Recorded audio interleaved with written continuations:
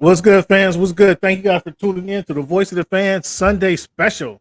I know we're a little tardy, but we had to do a little homework here to get ready for the show. Apologize. Thank you guys for whoever's tuned in, whoever's still with us.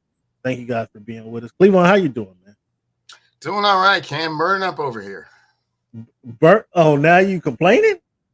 Are you? What is it? You got? It's 85 out there. They're projecting could break a record today. 94 is what's You got any humidity out there? Do you have any humidity? Well, I mean, light. I mean, no.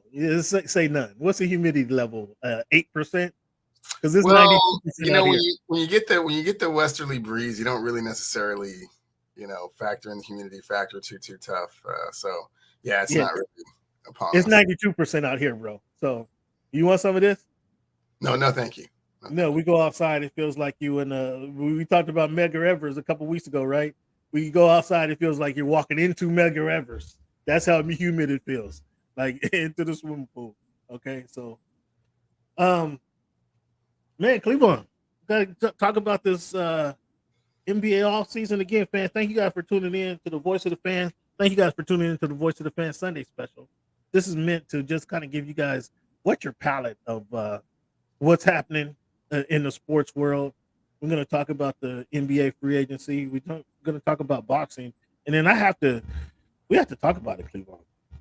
I mean, we have to talk about your guy Drake and what's going on. I mean, I know you was up. Did you put in a phone call? Did you check on him? Did you see if he's all right? I mean, what's the word in Canada about Drake and the crew? I know they try to go at Rick Ross when he was up in Vancouver, but have you heard? Anybody heard from Drake? That's what I want. Anybody heard from Drake? Cam, not that I'm aware of. Nobody is talking about Drake at this point. Well, we're gonna talk about why that is. We're gonna have to break it down why that is and what your boy K Dot is doing down there in Southern California. But Cleveland. So the Lakers, let's see. LeBron said he was gonna take a pay cut if they got James Harden, if they got Paul George, if they got it somebody who's gonna factor in. Well, we know James Harden re-signed with the Clippers, right? What's good, Barry? Good, Barry. How you doing, big dog? Thank you for tuning in. We know Paul George went to Philly, right? Well, they were waiting on maybe Trae Young, DeJounte Murray. He got traded to the Pelicans. They were waiting on somebody to come and take some of this money. DeMar DeRozan might have been their last pick. The guy from Southern California. Hey, you guys don't like to use that line. Well, he's from around here. He's from the hometown. He know what being a Lakers like, and he's gonna come. DeMar went to Northern California. He went to the Sacramento Kings. DeMar DeRozan did on a 16 trade. Well, what's your thoughts on that? Harrison Barnes goes to the Spurs. The Bulls. Philadelphia gets cash. The Bulls got a second round pick or something like that. But DeMar DeRozan was the big key player in that 16 trade. What's your thoughts on DeMar DeRozan? Everybody averting LA, going to different teams. Klay Thompson, as we know, went to Dallas. You want to explain that to the people? Yeah, Cam. Well, I mean, first and foremost, we were holding out for the prodigal son to return home, which was Klay Thompson. It just, all made so much sense. Perfect, Disney ending to his career. You win the 4 up there with Steph and Draymond and KD, and then what up, MJ? And then, you come back home to where it all started, the antithesis of it all, where your dad became a champion and a hero and a spotlight figure. You give him more money, trying to entice him. And, it was, those, advances were spurned. That's unfortunate. So that left, the other prodigal son from LA to come home. And what I found out in this whole process, Cam, which Rob didn't tell me on our thread together, is that this really comes down to the fact that they lied to DeMar last time around. Oh, see? Oh, so that stuff catches up, huh? It went after your boy Russell Westbrook, and you see how that got out of your, they went after. gave up massive assets and all kinds of other things where DeMar thought, it was a done deal. So, those ill will, those bad feelings, perhaps they hadn't completely healed. I think given the fact that he's coming off of, being in the Kendrick video and, being at the, the pop-up on Juneteenth that, perhaps, his sentiment had changed somewhat, but apparently no. And the Lakers didn't really actually have enough assets or flexibility to go after him in the way that the other teams did. He certainly doesn't make Sacramento any better, which is unfortunate. He's just going to be over there in Sacramento. Why doesn't he make Sacramento better? He would have made the Lakers better, but he doesn't make Sacramento better. How does that? What kind of sense did that make? Well, you see the way that the Western Conference has recalibrated itself, right, Cam? And De'Aaron Fox. De'Aaron Fox. Come on the show. Stop hiding in the chat. Come on the show. And Arvydas Sabonis Jr. are their best two players, right? Keegan Murray is their third best player. That's just not going to get it done. You bring in DeMar DeRozan, and he's 23 points best player. Cleveland, shame on you. He needs to be your third best player, and he's probably their best player.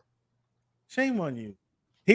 If he went to Southern California and donned that and went to go play in Staples Center, he would be a factor there, and he would get you guys to the playoffs. Staples Center anymore. Say it right. If he went to the Crib House, he'd be their third best player. Yeah, that's a perfect spot for him. But he can't score 22 points a game in Sacramento. But who are their best players? Like I just said, De'Aaron Fox and Sabonis Jr. That's not enough. No, that may not be enough. That makes him probably comfortably a 7. No. See, this is where you got it all wrong. This is where you got it all wrong. Sabonis Jr. has to take a step back. We saw with you as the number 2. They saw what their ceiling was. And did they make the playoffs last year? You keep track on them Kings more than I do. I don't keep track on them guys. So, well, I don't think they made the playoffs last year. Hold on. I don't think they made the playoffs last year. Hold on, big dog. I'm gonna get you a link right now. They didn't make the playoffs last year, and then they were what, number 2 the year before with Sabonis as a number 2, right? So that being the case, they clearly needed somebody. I just sent you the link, big dog. Sac lost in the play-in. Okay, so again, they came down. They took a step back after they were hovering or competing for number 1 in the division. They took a step back, and now Sabonis moves to number 3. So Sabonis moved to number 3. Murray has to slide to number 4. Now Sabonis and Murray can be competing for that third spot. But DeMar DeRozan, you're going to get 20, 23, 24 points a game. You know that. You know that. So what are you talking about? How he doesn't help out? I'm not. Come on the show. That's all I got to say to you. Stop trying to hide in the chat. How are you going to say, Cleve? You're being disingenuous by saying. I'm not being disingenuous at all. It does not get them doesn't get them past the second round. It may get them into the playoffs. Like I said, every other team in the West got better. So did they get good enough to make the playoffs? Sure. Did they get good enough to get to the second round? I'm not sure. 2 seasons ago. 2 seasons ago, they were just. And they lost in the first round. Well, they lost to the big brother. I mean, see, why are you always making excuses for them? They lost in the Western Conference. Anybody else? They lost to the team who's won four championships playing that same way. That same brand of basketball. There's a good chance that when they get in the playoffs this year, they're going to have a similar scenario. They're not. They won't be playing their big brother. The big brother won't be in the playoffs. Their big brother will not be in the playoffs. Oh, so it was all just the big brother thing. If they had been playing somebody else, they could have got past. You think? They lost to a team who's won 4 championships playing the way they play. Were they going to beat that team who already has chips playing that style of brand of basketball? No, they weren't. You know that. So the number 2 seed really didn't mean anything. As I predicted and pointed out last time, it didn't really mean anything. No, it's because of who they played, Cleveland. What's up? What's up, Clint? Hiding in the chat. Hold on, let me turn. I gotta turn the mic down. Or Clint hiding in the chat. Now, what you gonna say? Cleveland's over here trying to make excuses. Do you hear this garbage he's spewing over the airways right now? Talking about DeMar DeRozan going to Sacramento doesn't improve the team. Do you hear this? I'm just gonna ask you a few questions, and we'll see if you're gonna answer them straight this time around.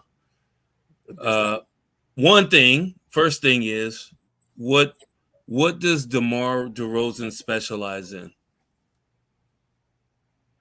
The mid-range jumper. That's one thing. What else? He's going to consistently get you 23 points a game. That's it. Well, that's his game. Right, but what else does he do well? I mean, that's his midi is his game. I'm not sure where you're going with it, but his midi is his game. I'm asking you what else does he do well? That's about it. If I'm looking at DeMar DeRozan, are you going to say he's limited now? He's not a defender. He's not a guard who's going to get everybody else involved. He's going to come off the screen and get you 23 to 22 to 24 points a game. That's what you expect from DeMar DeRozan. Period. Okay. I mean, am I wrong? You're answering. You're absolutely right.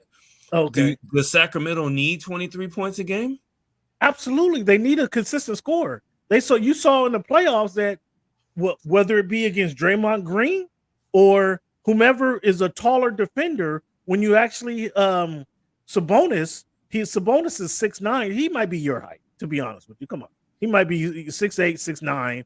When he gets in the playoffs, and so Anthony Davis has to guard him. Excuse me. Well, let me take that back. He punishes him. Go ahead, take your time.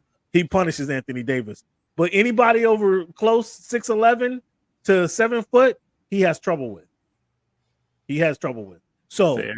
So if now you have somebody else that you can count on to get you 22 between the two of them, they're going to get 40 points a game between the two of those guys. With De'Aaron Fox doing his thing, that give you 60 points. Now you have Murray come up and give you 15 points. There you go. That's 75 points, and they can sprinkle in 15 to 20 points from one of Malik Monk still there. He can give you some points. So that certainly makes you a much better team. That certainly makes you a much better team. Cleveland, I see you shaking your head. What have I gotten wrong? Well, nothing, man. You start reaching for Malik Monk. I mean, that just goes to show you. You guys miss Malik Monk. You guys miss Malik Monk. It's amazing when they don't play in Southern California, how all of a sudden they're no good and they have no value to the rest of the NBA.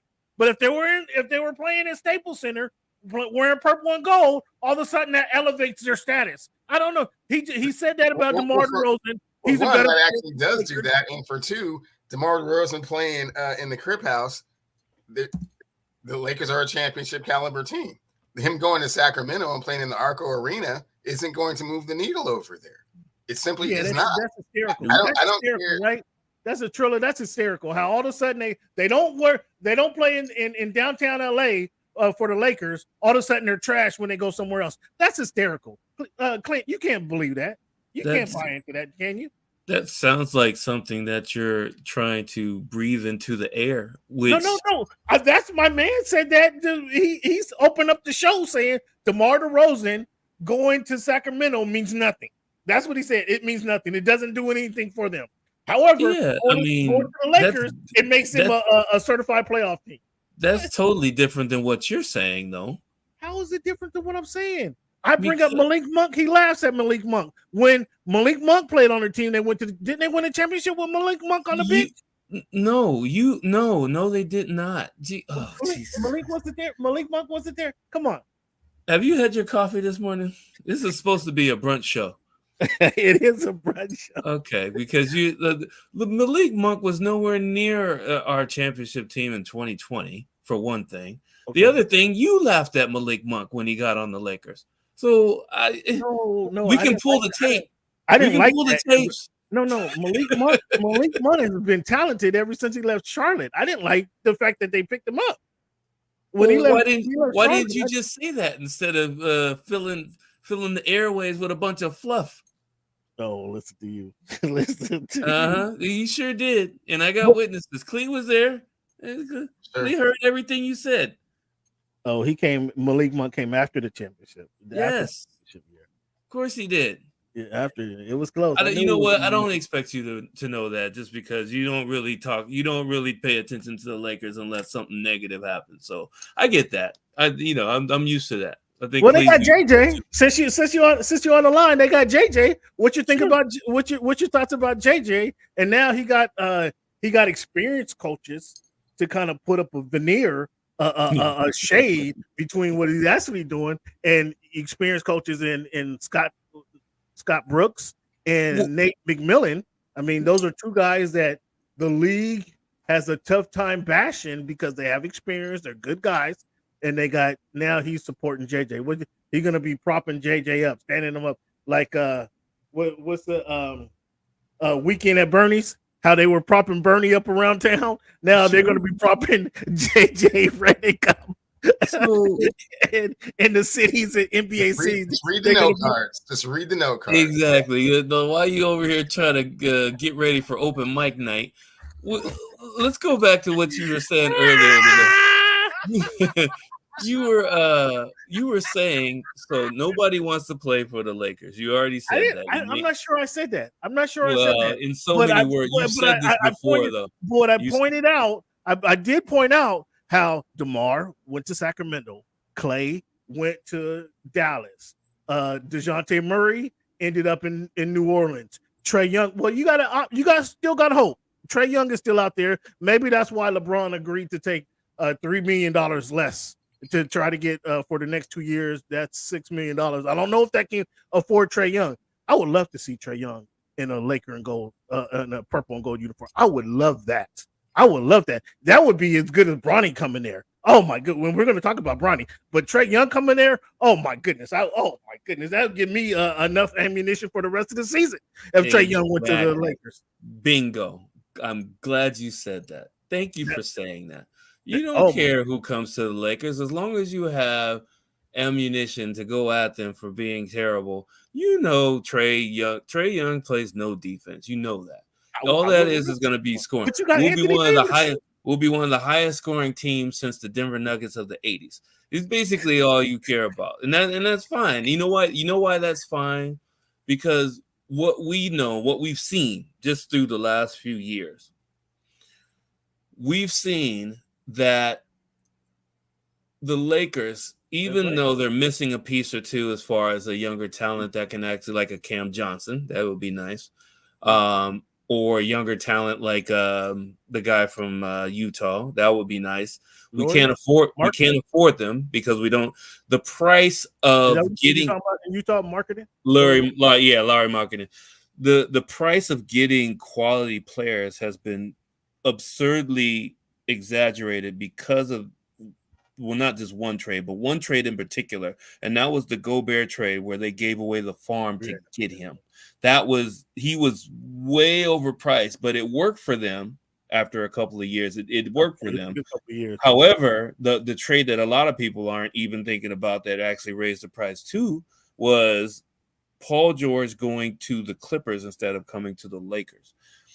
They gave up the farm to get him. That was 5 years ago, bro. But that's the problem, though. Look at all the big trades now that are going through. I mean, before it was like a couple of first round picks, a player or two, and then you can get a star player. Couple second round pick. But Clint, anybody would have did that. Yeah, number one, that wasn't just. It's too much, though. It's way too much, and that's why the CBA is what it is today. If you actually go through, that's why they have that first and second apron now. The mega luxury tax that if and here's another thing you guys you missed it. I know Clee. We're gonna get to that. You probably didn't let Clee say it, but if they would have re-signed Clay, even if it was a mid-level contract for the Warriors, they would have been at about a $350 million tax bracket. Yeah. It would have been that. That's one of the reasons why they couldn't keep him. This is one of the main reasons. I think the Warriors made a mistake when they first. The Warriors' mistake is go back when they did not punish Draymond for punching his teammate in the face. and then they turned around and signed him for $100 million. Why would the Warriors sign Draymond and not Klay Thompson? That didn't actually make any sense. Let me see if I can get you to answer your own question real quick. Yeah, it's a simple answer. Who's the heart and soul of that team? Again, when you punch your teammate in the face, okay. When you punch your teammate in the face, Klay's not punching nobody in the face. Klay's trying to get people on his cruise ship or on his boat to go to and from practice. When you punch a player in the face, that ruins chemistry. I'm not sure if you got. I'm not sure where you stand on chemistry and culture, but that does nothing for your culture and nothing for your chemistry. Player in NBA history that was in practice with a teammate one day, and the coach decided not to give him any calls. It's not apples and oranges. It's not apples to apples. It's not apples to apples. It's a quick story. It's not apples to apples. Telling a quick story. You're trying to put some falsities in the air, and I'm not allowing you to do that. I noticed I'm not allowing you to do that. Okay, you're trying to put some falsities. I'm just trying to let you know. Here you go, like Haberstroh, trying to throw some. I'm trying to answer your question. I'm trying to throw my man's salt on my man's career. I understand. You gotta play to the fanatics on the Michael Jordan and the Kobe Bryant side of things. I get that. But I'm just going to tell your viewers the actual factuals of things. There was, long story short, there was a star player that punched his teammate in the mouth because he wasn't getting calls from his coach. And what happened was the coach, who is a Hall of Fame coach, diffused the entire situation. However, he could not trade the heart and soul of the team because the person that punched that player was the heart and soul of the team. No, the person that he was the best player in the NBA. Say that. Be more specific. He was the best player in the NBA then and still now today. And he was playing for one team, and he only punched one player in the mouth, and it just happened to be his teammate.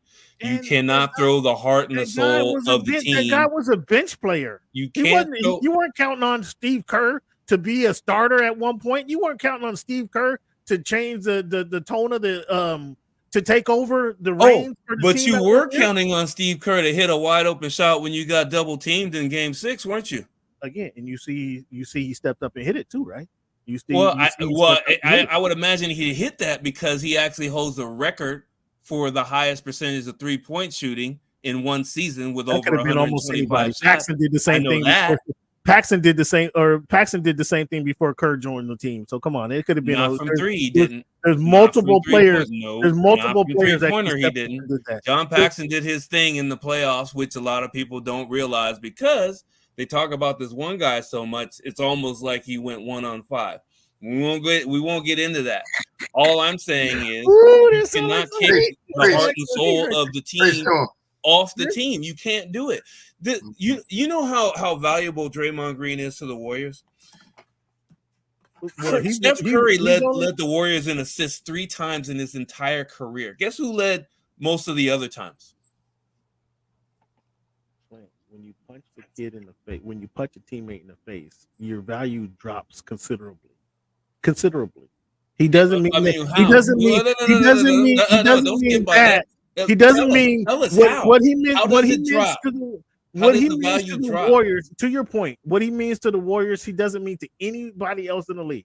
No one else in the league. So they would have. How do you know that? He's never been on another team in the league. Because if there was value in Draymond, he would have been traded. But so what you're saying is, if Draymond Green was on the Minnesota Timberwolves, they wouldn't have been able to get past Dallas. He would have. Think about it.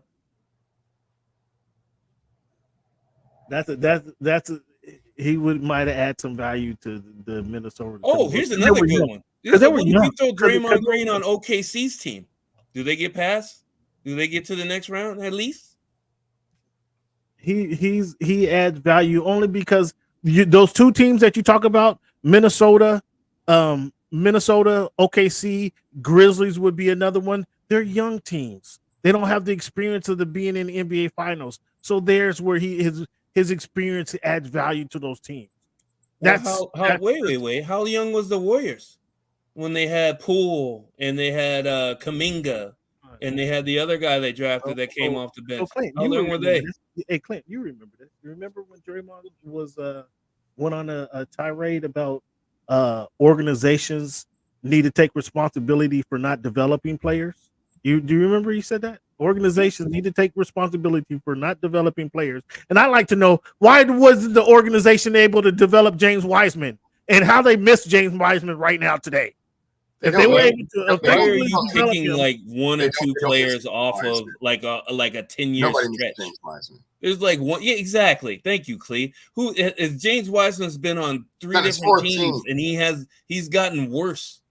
He's been on booty teams. Come on, he hasn't been on no team that matters. And what does that mean? This is the culture, Cleveland, that I talk about. You need, and to your point, Cleveland, this is when you need that veteran on your team to kind of coach somebody up. But they weren't able to coach him up. So would I'm gonna ask you your same question. Would he matter in OKC? Would he matter in Minnesota? He wasn't able to coach. He wasn't able to coach up some of his own players. It's taking Wiggins. You thought you can pop him in, not Wiggins, but what's my man who's on the block for marketing? Who they don't want to trade. Jeez, I can't. How am I having the brain fart? Who's the young guy on the Warriors right now? They're questioning should they trade him? Who, the center? No, yeah, Kuminga. Oh, it's Kuminga. Yeah. They thought they could put him. They thought they could put him in the microwave and he could come out and produce. Well, I mean, the oven did they start it on low? Because it's taking him like 4 years to get to a piece where they can actually trade him for something. And back to that real quick, would you trade Kuminga for Lauri Markkanen? Would you do that, Clint? If I'm the Warriors, yeah, and I'm trying to win a championship, would you do that today, right now? Straight up, Lauri Markkanen for Kuminga. Well, that's not an even trade because Markkanen, they'd have to throw in picks or another player for him. He's a budding superstar. So Mooney, I mean, Kuminga, I got that Mooney, but Kuminga, not Mooney. Mooney's not. He's not. You haven't seen enough. You haven't seen enough from Mooney and Kuminga to get Markkanen straight up. Well, Mooney can't get on the floor because there's a logjam at his position. They're putting the lefty out there before they're putting Mooney out there a lot of the times nowadays. So, I mean, how you can't see his value unless he's on the court, right? Well, I think Mooney has game, and that's why. Oh yeah, I'm not saying he doesn't. I'm just saying when have we seen it on a consistent basis? We haven't. Oh yeah, you haven't seen it. So his value can't be that high. Now I circle back. With that said, when you have Kuminga, who does get some time, but he's still trying to find his way on the court. He doesn't know where his shots are coming from most of the time. Goes back to what I was saying athletic about the developing players. I think he showed enough promise in the second half of last season. But here's the thing: I don't understand the developed players part. Who did they besides Wiseman, and who else did they fail to develop? Like, really? That's what I'm speaking about is Wiseman. Kuminga's been what is Kuminga in his third year now? And he's doing well. He's not. What do you expect him to be a superstar in his third year? It doesn't happen like that. Well, this is his fourth year. I expected something from him. I expected him like what? As I just mentioned, he's played his best at the second half of last season, which was been 2.5 years into the league, right? Like, you have those veterans, those good champions around you. They're supposed to rub off and be a little bit better than that. But Wiseman is really who I'm speaking about. When you start talking about the other players, that was a number two player in the draft. 7'2", can run and jump. I mean, come on, that's exactly what they needed is size, and that's what they've been missing. Here's what I don't understand about you. What you do? You do this like and not as bad as other people do, but you do this a lot though. You hold the highest standards to certain teams and certain players on certain teams that you don't hold to other players that are equally as talented or have more talent or more of a ceiling. I don't understand that. Kuminga is coming along the way he's supposed to come along when you have Draymond, Curry, and Thompson on the same team. There's only one ball on the court. Let's be honest. as much as he's going to be, I mean, he as much as he still has room to grow. He hadn't surpassed Klay Thompson as being a better player than him, only because of experience and only because he's not a consistent 3-point shooter. Right? I mean, let's be honest, right? His defense is decent. It's not the best. He still misses a lot of defensive assignments. We saw that this year. I mean, he is still developing. Some develop quicker than others. Some don't. I mean, Ant-Man, right? Ant-Man's an athlete. Kuminga's just as much of an athlete as Ant-Man. Am I wrong? Settle down. Am I wrong? Settle down. Yeah. Talk about it. An athlete. Think about it. Not a player. I said an athlete. Okay. I mean, is he or is he not? I don't know. 6'8", 210. No, I don't know about that one. And so I don't know about that. I have to disagree. If you're just saying he's just an athletic player, he's not as athletic as Ant-Man, is what you're saying. I don't think. I don't think so. No, I'm gonna say no to that one. I'm gonna say don't. I'm gonna explain why. No. Explain to us why. We can't. No is no. I get your no, but why? Tell us why. Because based off of what I've seen him play through the last 3 years, I've seen Ant-Man play. I've seen Kuminga play. I don't see much of a difference in athleticism. Kuminga, who has Kuminga been dunking on? And who has Kuminga been dunking on? I don't see Kuminga doesn't have the handles that Anthony Edwards has. I can guarantee you this: they'll both hit their head on the rim at the same level, at the same height. I know that for sure. Okay, Kuminga's not driving to the hoop like that. And if he doesn't have the ball enough for it, and this offense doesn't call for him to do it. His role, there you go. His role doesn't call enough for him to do that, so he hasn't had that opportunity. Right.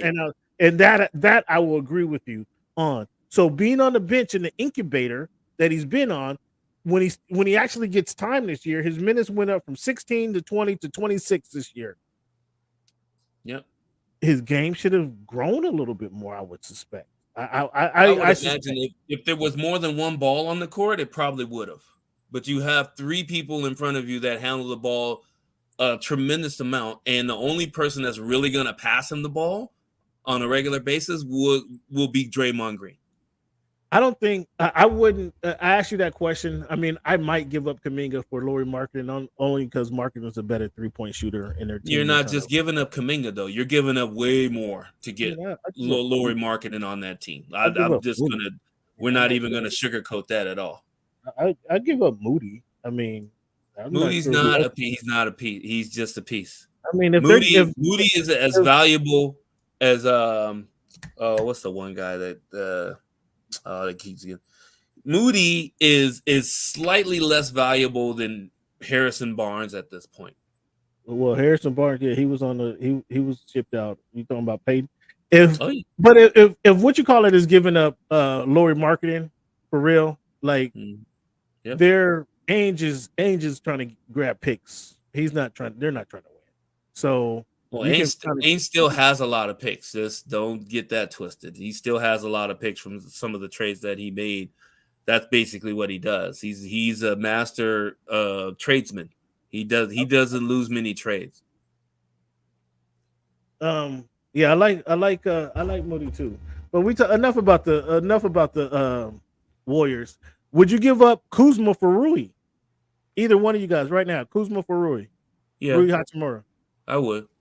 You would welcome Kuzma back, huh? Because Kuzma sounds like he's ready. He's ready to come back. He's tired of losing.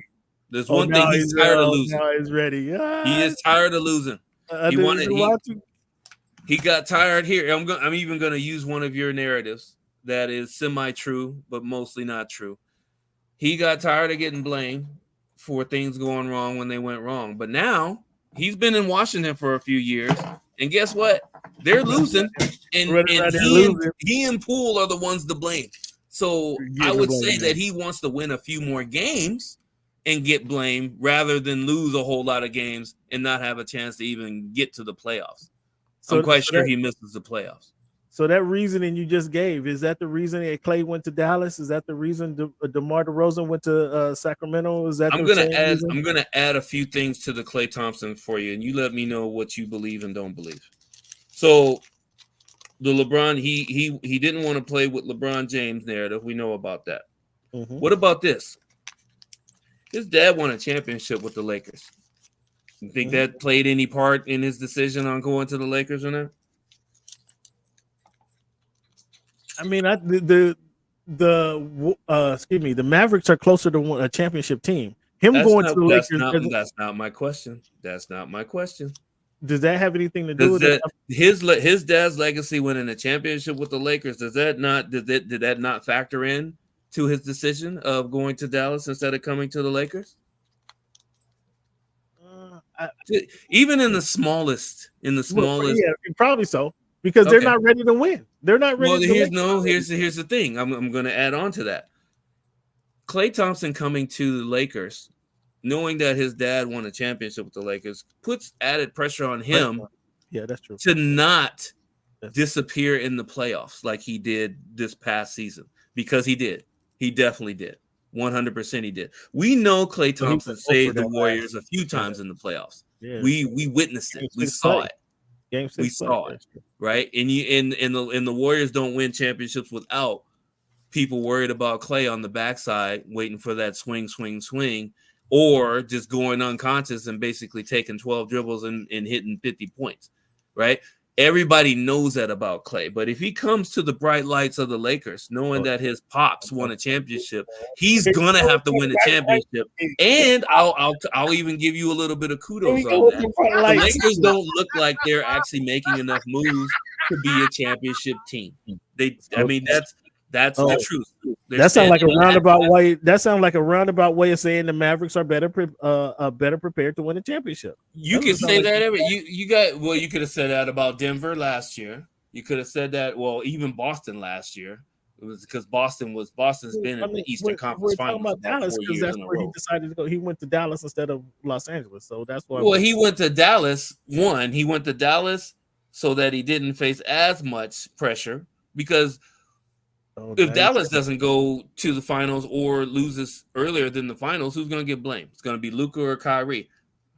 Klay's not going to get a bunch of that blame. We all know that. But if he goes to the Lakers and we don't get past the first round again with him playing on our team, LeBron's going to blame. He's going to get a ton of blame. LeBron's going to blame, because you already established that LeBron gets to blame. LeBron blames other players. He doesn't get the blame. So that's not what I said. That's what you said. No, other players get the blame. Well, yeah, but I didn't say that. LeBron's not sitting out there blaming. You want to admit to that? No. You say other players get the blame. You can think about it. I went through. Admit to that. Here's what I'm going to tell you that you probably didn't do, because you won't do it, just because I don't know. I'm just trying to figure out if you're trying to get interviews with LeBron or you didn't get on the shop or something. I don't understand what's going on. But this is what I'm going to tell you. There has not been one interview or press conference in the last at least 2 years where LeBron James has blamed the teammate for anything that's gone wrong. I will put money on that. Even though I still owe you a dinner for the Mariners thing. So wait, I haven't forgot about that. That's okay. So now you're gonna throw up LeBron not blaming players. The last couple years? That's so disingenuous. No. That's so you know who I did find out who was blaming players in the media? Back when the Havelshaw came out with the interview, and I actually watched a couple of those games to verify that he was telling the 100% truth. Oh my! This guy named Michael Jordan was in the media. You're gonna telling people that his teammates need to step up. So why is it news when LeBron James says it? You're gonna give like 3 or 4 years ago, but it's not news when players you like say it. I don't understand that. I'm always gonna call you. You know me. I'm always gonna call you out on it, no matter what. No matter every time you say it, I'm just gonna bring it up, whether you want to say deflection or not. We're going to bring it up because I don't want you to be a hypocrite. You're my brother. I love you, my G House brother for decades. I've known this man for literally decades. I don't want him to fall down the rabbit hole, even though there's a lot of money in that rabbit hole. I want you to go down there all the way. Stick your toes in. Don't jump 2 feet in there. But I can't let you do this. I can't let you jump on the Haberstroh's bandwagon. For What? For Did one, he lie? Wait. Did he lie? Did he lie? He didn't tell the full truth. Oh, really? He didn't tell the full. Please, you hear this? I've been hearing it, bro. He won't let this go, even with evidence in front of his face, even when they showed the clip of the wrongdoing, of the additions that didn't happen. The fabrications. I can't believe it. The explanations. He says everybody does it. I can't believe I'm talking to two LeBron fans, Starks Laker fans, and you guys are going to believe one guy wrote one article identifying how there was home cooking with some stat keeper. And you guys are going to try to discount my man's whole career. No. It wasn't. And this is the thing. So let's not be narrow. Let's not have tunnel vision on this. There were stat keepers around the league that was doing this for superstars. It was Haberstroh. It wasn't just Michael Jordan. It wasn't in Chicago. How the stats were inflated by 32%. That's what. Right. And he also said. There was a statistician in Vancouver when the Vancouver Grizzlies was there. He was doing it. So was Michael Jordan not the best player in 1988? Was he not the MVP? If you want to take, he was the MVP of the league. If you want to take the defensive player of the year award away, okay, was he still the MVP of the league in 1988? No, but you know what though? It's the perfect season of getting the defensive player of the year too, because guess who just missed out on a perfect season in 2013 because he didn't win the defensive player of the year award? Guess who that was? And on top of that, you guys are trying to go back 11 years to say this man deserves. You cannot flub the stats nowadays. You know why? Because there's these companies called Synergy, and what they do, they micromanage every stat that you can absolutely come up with. So you can't do what you were doing in the 80s. You two men are smarter than this. You two men are smarter than this. To try to go back 11 years. So if you don't believe Haberstroh, do you believe that John Stockton was getting 2 and 3 dribble assists? You believe that? There's truth to that. There's probably some truth to that. There's a lot of truth to it. It's on video. There's games you can watch. He's on YouTube. 4,000 assists ahead of anybody else. They're on YouTube. So you can watch these games. Take away a half a season of assists. Is he still clearly outnumber anybody else? I mean, if you just took away, let's say 500 assists, a half a season of assists, is he still clearly the best passer in the league? I mean, Kendrick Lamar tell you that. Unless you take 500 assists every year for about 10 years. Oh, see, it was just the one season that they did. It's not like they went back to all of Michael Jordan's seasons and looked at all of them. Exactly. They didn't go all the way back there. We're not even talking about all the seasons. We're talking about the seasons where the voters, especially after he became the golden goose that couldn't be touched. Exactly. Because when the voters told you that, hey, you know what? We didn't get to see all the games, but we're looking at these stats. So the stats were undeniable. They said that. So Bronny scored 4 points, 2 rebounds, 2 assists yesterday. Should that be 12 points, 6 rebounds, and 6 assists? Nice segue. Is that where we're going now? Bronny's stat should have been inflated because he's playing against a bunch of bums in summer league or not even summer league, California Classic. Well, you can't inflate. That's the whole thing. You can't inflate the stats because there's about a handful of companies that specialize in tracking stats down to the decimal point. So you can't. You actually can't. You cannot. talk to us about Bronny. We know the nepotism. I don't have a problem with the nepotism, and I try to explain this to you. I'm not sure if you ever got this point because you keep trying to deflect and take and make another point. I'm totally cool. It's pretty cool that LeBron gets his son drafted. That's pretty cool. I'm trying to draw comparisons. That's all. I think a lot of people. It's cool. It's cool. I applaud LeBron. He got his son drafted. That's excellent. But don't tell me you don't have anything to do. You're not running the team, and you don't have anything to do with the selection of the head coach. Don't tell me that, okay? Don't tell me that. And then your podcast partner, all this just happens to be the lead candidate for the head coaching job. The guy who won 2 championships, who's working on a back-to-back championship. Another guy who elected to stay on the East Coast and not come to Southern California. Not many people do that, Clint. I'm not sure how many times you've been to Southern California. But let me tell you that. Let me tell you what. Have you been to Southern California? I can speak personally. If you've been to Southern California, you're trying to go back to Southern California. Okay, especially for if the organization is all that you guys make it up to be, the historic the platform and the pinnacle of success in the NBA. Why do you go to college? Why do you go back to college? Why don't you stay there? Oh, maybe because the owner is undercutting players. Cleveland, what was the reason that DeMar chose to go to Sacramento? Was there some storytelling that went on? And that's DeMar's reason for going to Sacramento instead of going to play for that team in Southern California at the Crypto Arena? There might be some fibbing going on, right? Is that what you were saying earlier? It is remnants of the Westbrook trade debacle that happened. They gave up far too many assets and had DeMar kind of waiting in the wings, and then at the last second, kind of pulled the rug from underneath them. So were you guys trying to make this the pinnacle of the league?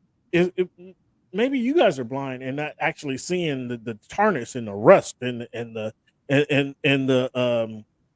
corrosion that's been going on even pre-bubble Mickey Mouse situation. Even pre then there was corrosion and rust going on there. Then that's when LeBron said, "Hey, hold up, I go there and I can play there and make some movies and start the Spring Hill franchise, and I can talk to Jeannie and maybe get Jeannie a biopic. Maybe she'll buy onto all my garbage and allow me to make the decision." Slow down, stop.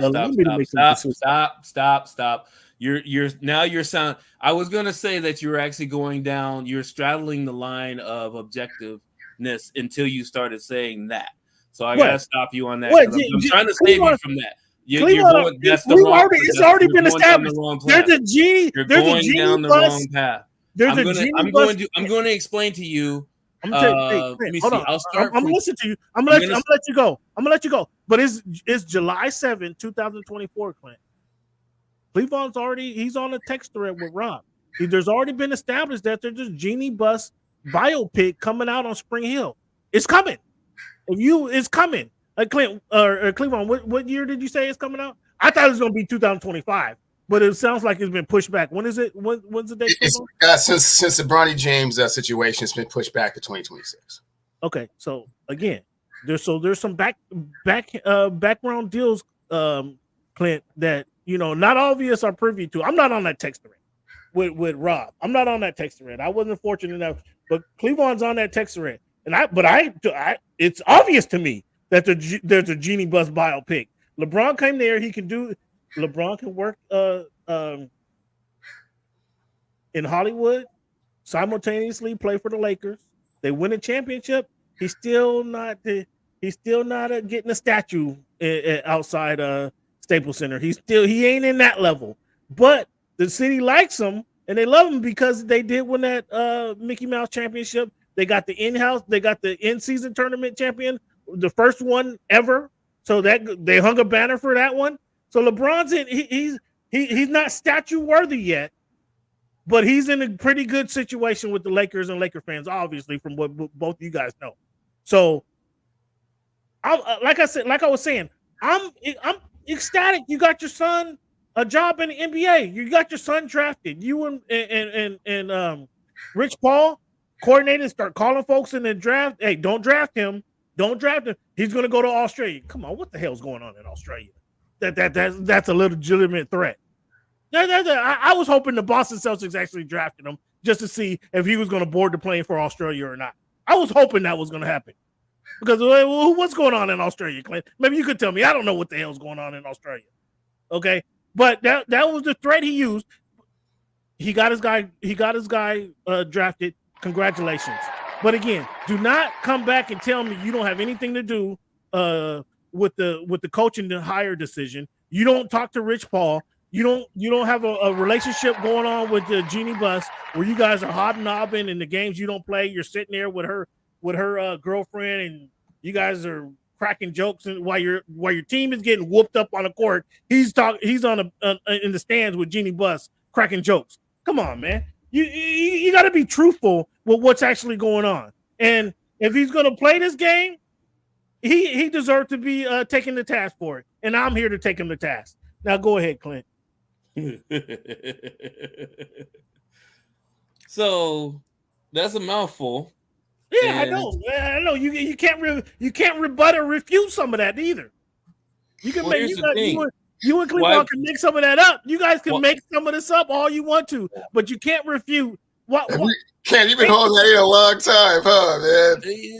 Wow. It's fine. I've actually been writing notes as he's been talking. Right? Wow. A lot of this is a lot. It's right down the what I've mentioned on occasion before on your show is the ever-changing superstar narrative. Oh, here we go. Let me start. I'm going to start with one of the things that's brought up a lot, and also on the social media groups, is the circus of the Lakers. Like this 5 or 6 year period has been the only time that the Lakers have had dysfunction in the organization. Wait, no. I've been a member of Laker Nation since '82. Oh my goodness. Clint. Since 80. Oh, wait, hold on. Let me get through it. I gotta get through it. You gotta let me. Kobe Bryant was a lot of the stuff you're saying is half the Clippers. You thought that was everything was on the up and up? It's half truths right now. So let me go through it real quick. So for the people that may not know about Laker Nation and the circus that lies within. I'm gonna give you the floor, Clint. I'm gonna give you the floor. You said that already. No, I'm gonna give you the floor for real. Thank you guys for tuning in to the Voice of the Fans podcast. Give yourself a round of applause. Give Cleveland a round of applause for being here and listening to me. And we want to give Clint a round of applause for tuning in and not hide behind the text thread. Thank you, Clint. Let the people know where they can find you on social media, so they know who to respond to with some of this garbage that he's about to spew. Let the people know where they can find you. Pre-labeled and preamble. MJ Lover 23 on all platforms. There you go. Now go ahead. The floor is yours. So, from the drafting of Magic Johnson, and even before that, the actual migration of Kareem Abdul-Jabbar from the Milwaukee Bucks. Magic Johnson won a championship his first year. We all know that. The next year, he had a problem with his head coach. Coach got fired. In comes Pat Riley. They go to the playoffs and lose. In 1982, they lose in the playoffs, and somehow they get the number 1 overall pick, and they end up getting James Worthy, which leads to a dynasty, basically a whole decade of near dominance, but some struggles with some good teams like Boston and Detroit. With that said, there was a lot of dysfunction going on at the Forum. And one of the things that actually led to Magic Johnson retiring, this room in the back that was called the Boom Boom Room, that was a part of Jamal Wilkes handing it down to Magic Johnson because Wilkes was getting old and he was going to retire. He has 3 championships now, and he rode off into the sunset. So after Norm Nixon. You're boring the audience with the history. No. I'm giving a history lesson, and this is good because this goes right on the record. This is something that we can pull up later down the road, which I'm going to index myself just in case all this nonsense you say in the future doesn't, you're not listening. We're going to pull this up. Thanks, SB. With that said, welcome, after SB. Magic retired, Dream Team, come back to the All-Star game, all that stuff, we went through what was called the dark years. And it wasn't that long. I like to call it the Cedric Ceballos years. They were really bad. And so much so that Magic couldn't come back and coach him and get him out of it. Taking shots at Cedric Ceballos. Nick Van Exel. Now, and I'm getting to that. We got Nick Van Exel. We actually got Eddie Jones. I was going to say, who was the shooting guard? Taking shots. And then Shaq decided to come over because not only did he want to play for the Lakers, but he wanted to make movies and he wanted to make music too. Does that sound familiar? Okay, I was just checking if it was. So with that said, what they didn't have, they actually and give major props to Jerry West for saving Kobe Bryant from the Charlotte Hornets, because guess what? Kobe would not have been the same Kobe with the Charlotte Hornets if he stayed with them for 20 years. You can say whatever you want to that. You're lying to yourself if you think it is. All right. So with that said, then in comes Phil Jackson, right? Championship coach, won 6 titles. Now he discounted anything that Jerry West did. You just discounted what Jerry West did. No, I love Jerry West. What do you mean discounted what Jerry West did? Jerry West was probably the best GM in NBA history. And he's one of the top player evaluators in NBA history too. And he helped no less than 5 different franchises come out from the ashes. So you didn't mention Jerry West one time in your whole soliloquy. I'll never say anything bad about Jerry West. You got the wrong person when it comes to that. What I'm saying, you said Shaq decided to come to LA. No, Jerry West wouldn't got him. Okay, you said Kobe wouldn't have been Kobe. No, wait, hold on, no, stop, no. How hard is it to get a star player to go from one coast to another, knowing that he's gonna increase his net worth by about $50 million off the court? How hard is that to do? It's not. I'll save you the trouble. It's not. So not only did he change, he just switched one coast of sunshine to another and ended up making more movies and more rap albums than he would have in Orlando, just because that's the way it was set up over there. It wasn't set up for him to make Kazam and all these and Blue Chips and all these other movies. It wasn't. I mean, because if it was, other players would have been doing it. Okay, so with that said, now they start winning championships, and guess what happens?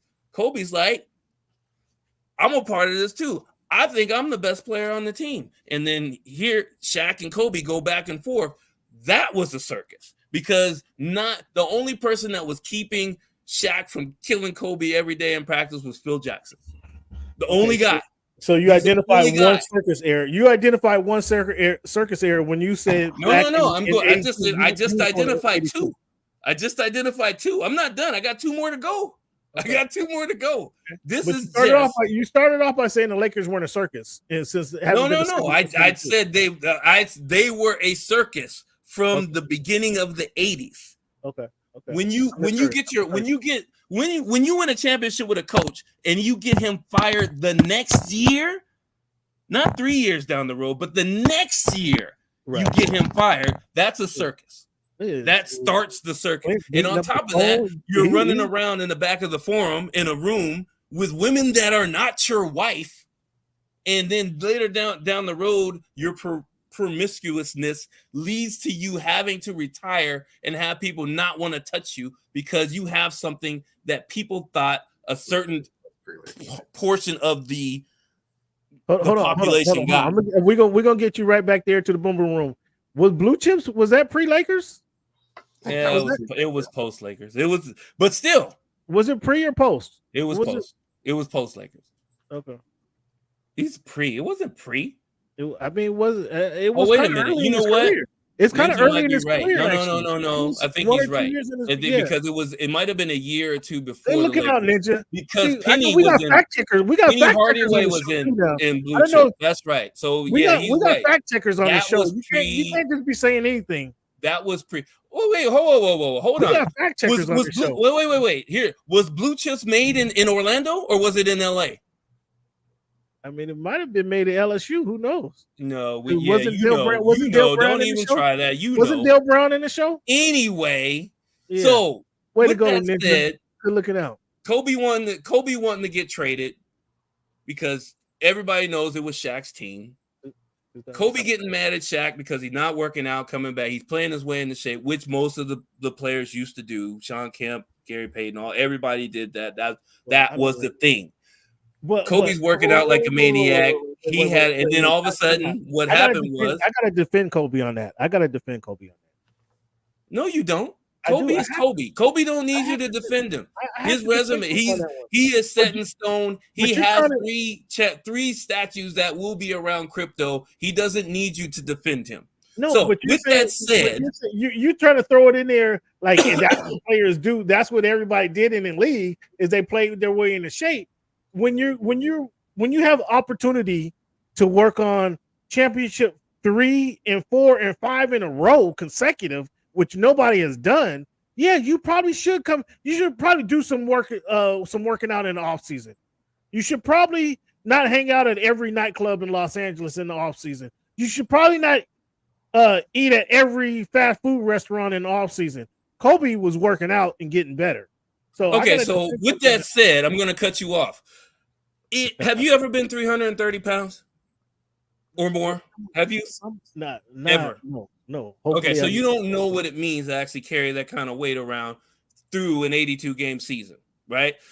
Not only that, this is why we all know that the referees could not ref Shaq. They couldn't call every foul on Shaq. He was getting beat up every single year, every single game, especially when it came to Shaq. You can shake your head all you want. I played in the post. At my size, at my heaviest, I was 235 when I played, and I played in the post. I know it's tough. I played in the 90s. I know it's tough. Now, with that said, Phil Jackson, it was Phil Jackson's idea to say, hey, Shaq, take it easy. Rest yourself, do your rap albums, whatever it is. Don't get too worked up because we need you for the regular season. That's what the things. Kobe didn't like that. So when you get to the point of the 2004 championship where you have Karl Malone in there basically flirting with Kobe Bryant's wife, that wasn't going to fly. And then everything came to a head. Kobe's like, either it's me or Shaq. And if you don't want me, then trade me to Chicago or I'll go to the Clippers. Dr. Buss, being the owner that he was, which he's a Hall of Fame owner, contributor, he knew Kobe was the young guy. He was the guy that everybody said was the next Michael Jordan. And if he's the next Michael Jordan, not only is he going to give me a chance to win championships down the road, he's going to make me a lot of money. So guess who had to go? And I didn't realize, because I was Team Shaq back then too. I ain't gonna lie, but I didn't know Shaq was he was a bridge burner. Yeah, he burned a lot of bridges. He was burning bridges with Jerry West before Phil Jackson got Jerry West. We won't even go there.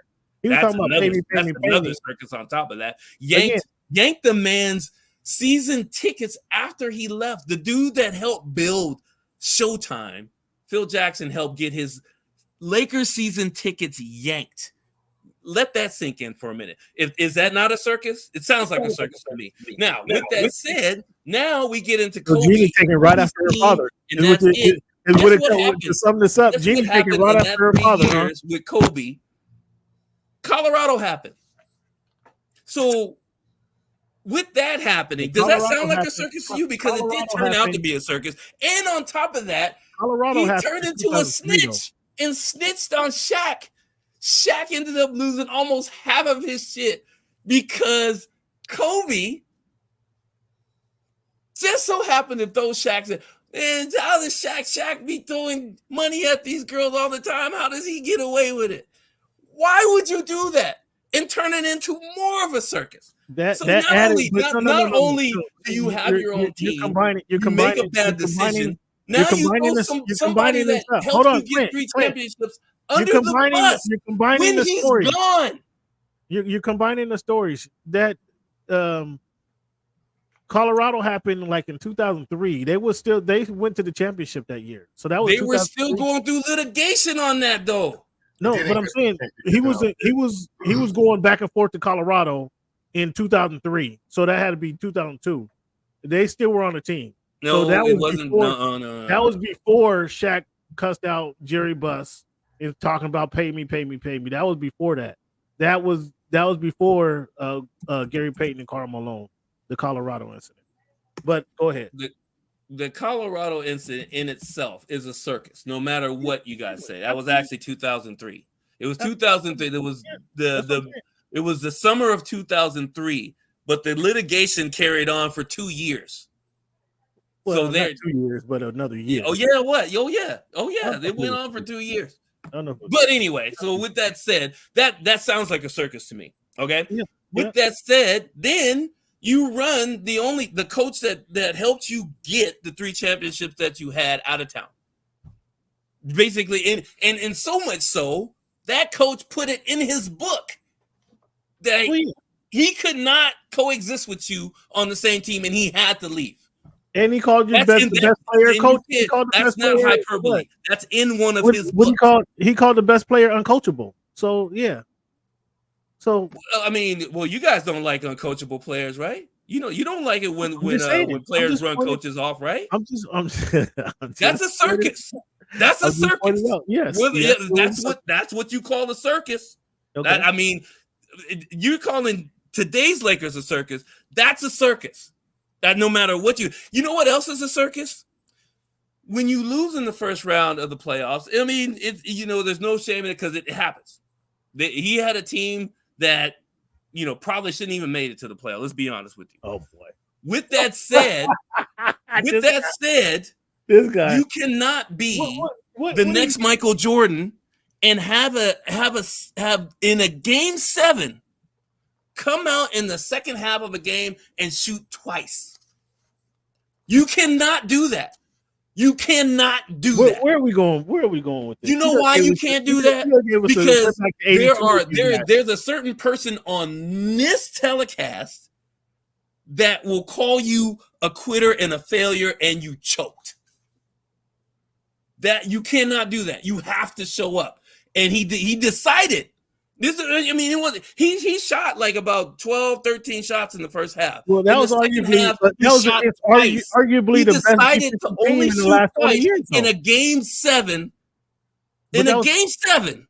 But that was against arguably one of the. I don't care who was against, and you shouldn't care who was against. On your level of Mount Rushmore and the best players that ever play this game, that is unacceptable, and you know it. Stop making excuses. Just like you tell me, stop making excuses for greats. He did it. Let him own it. Let his legacy own that. That's a circus. You can't do. And then the summer of 2008, after he pulled that, he went on Stephen A. Smith's show, not once, but twice in a weekend, demanding a trade and throwing entire Laker Nation under the bus. And you're fine with that. You're fine with that. That's a circus. That's what's called a circus. Okay. So now, with that said, the circus is not over yet. It's not over yet. You got to get to your point. You got to get to your point. You've been going on for I'm making my points. I'm making my points as we go along. Jerry West, who was with the Minnesota Grizzlies at that time, gave the Lakers one of the most sweetheart deals that the league had ever seen. Mm-hmm. Absolutely. Help get Kwame Brown off their books, $9 million off their books for literally nothing, but the hopes that Mark Gasol, who on his national team was nicknamed Fat Boy, right? They nicknamed him Fat Boy. They traded the right. I'm glad you acknowledged that there was a gift to Minnesota, and it also came in Mike Conley. Mike Conley, who ended. Mike Conley is a solid pro, always has been. Now, with that said, in return, they got Pau Gasol, and they had $9 million less under the salary cap to get him. So that in itself gives the animosity of, the Lakers get everybody. Everybody was complaining about that. Mark Cuban was like, dude, what the hell's going on here? How are these guys getting this player for basically a bag of peanuts? Yeah, I think the complaints really came said, they go on to the next three finals. They win 2 of them. And then a year or maybe 2, I'm trying to remember if it was 2012 or 2013. Somebody, and this is the last part of the circus I'm going to get, because the other part of the circus where we missed the playoffs 4 years in a row, it's not really a circus. That's just being Kobe. No, somebody take over. You got to mention Jeannie taking over for her dad. And okay. So I got 2 more parts then. I thought this was the last part. I got 2 more parts then. So the second to the last part of this is that somebody leaked that Pau Gasol was on the road sleeping with women that weren't his future fiance. I'll give you 2 hints on who that was. One hint is their last name was Bryant. Oh boy. Their second guess is it wasn't the male Bryant. We'll put it that way. Once she found out, she told the fiance that Pau was stepping out on her with other women on the road. His future fiance cut ties with him. You remember that nice little conversation that Phil Jackson was having with Pau Gasol at one of the timeouts in one of the crucial games in that series, where he was yelling at him, "Wake up, wake up, wake up." Mm-hmm. Guess what that was for? So your timeline is off, because that situation happened when they lost to Boston in 2008. Nope. Yeah, it was way off. No. Look it up. No. Look it up. You're way off. Because that's when Powell. There was 3 articles written about it. It was 2012 or 2013. It was not 2008. No, it was not. Toughened up when they look it up. I'm telling you. I read the articles. I actually read them. I read those articles. I saw it when it happened. He collapsed in the playoffs that year. He was not hurt. He was mentally gone. They couldn't get him to play against Boston. He toughened up. No, it was not. Yes, it was. He toughened up and came back and played against Boston the very next year. It was not. In 2008, what happened to Gasol was Kevin Garnett happened to Gasol. He could not handle that. He could not handle Kevin Garnett in his neck every single play of every single game of that series. Go back and watch it. I've watched that series several times. Phil Jackson essentially punched him in the chest, said, "You need to toughen up." That was a year or 2 after the 2010 finals. Guaranteed. Look it up. It's on YouTube. It's there. Now, okay, I'll let you look that up. Last thing, the struggle for the team. The Suns versus Jeannie. Did you know that during one of those, while the Suns were basically helping Mitch Kupchak draft and trade, like Michael Jordan was with the Charlotte Bobcats, you can look that up too. They were terrible, garbage, as they would say. Now, did you know that one of the Bus brothers brought a gun to one of the actual negotiations? Put it right on the table. Before negotiations, and then they had to basically have security come in and say, "Hey, you guys got to settle down, take this gun off the table, and hash this out." Which, ironically, happened to be one of the reasons why Jeannie ended up getting control of the Lakers, because the board of trustees, as you would say, in the family trust, were like, "You guys are out of control. You're killing the team. Jeannie, do what you can do." And the rest is history when it comes to that. Now, that would be considered a circus too. Am I right or am I wrong about that?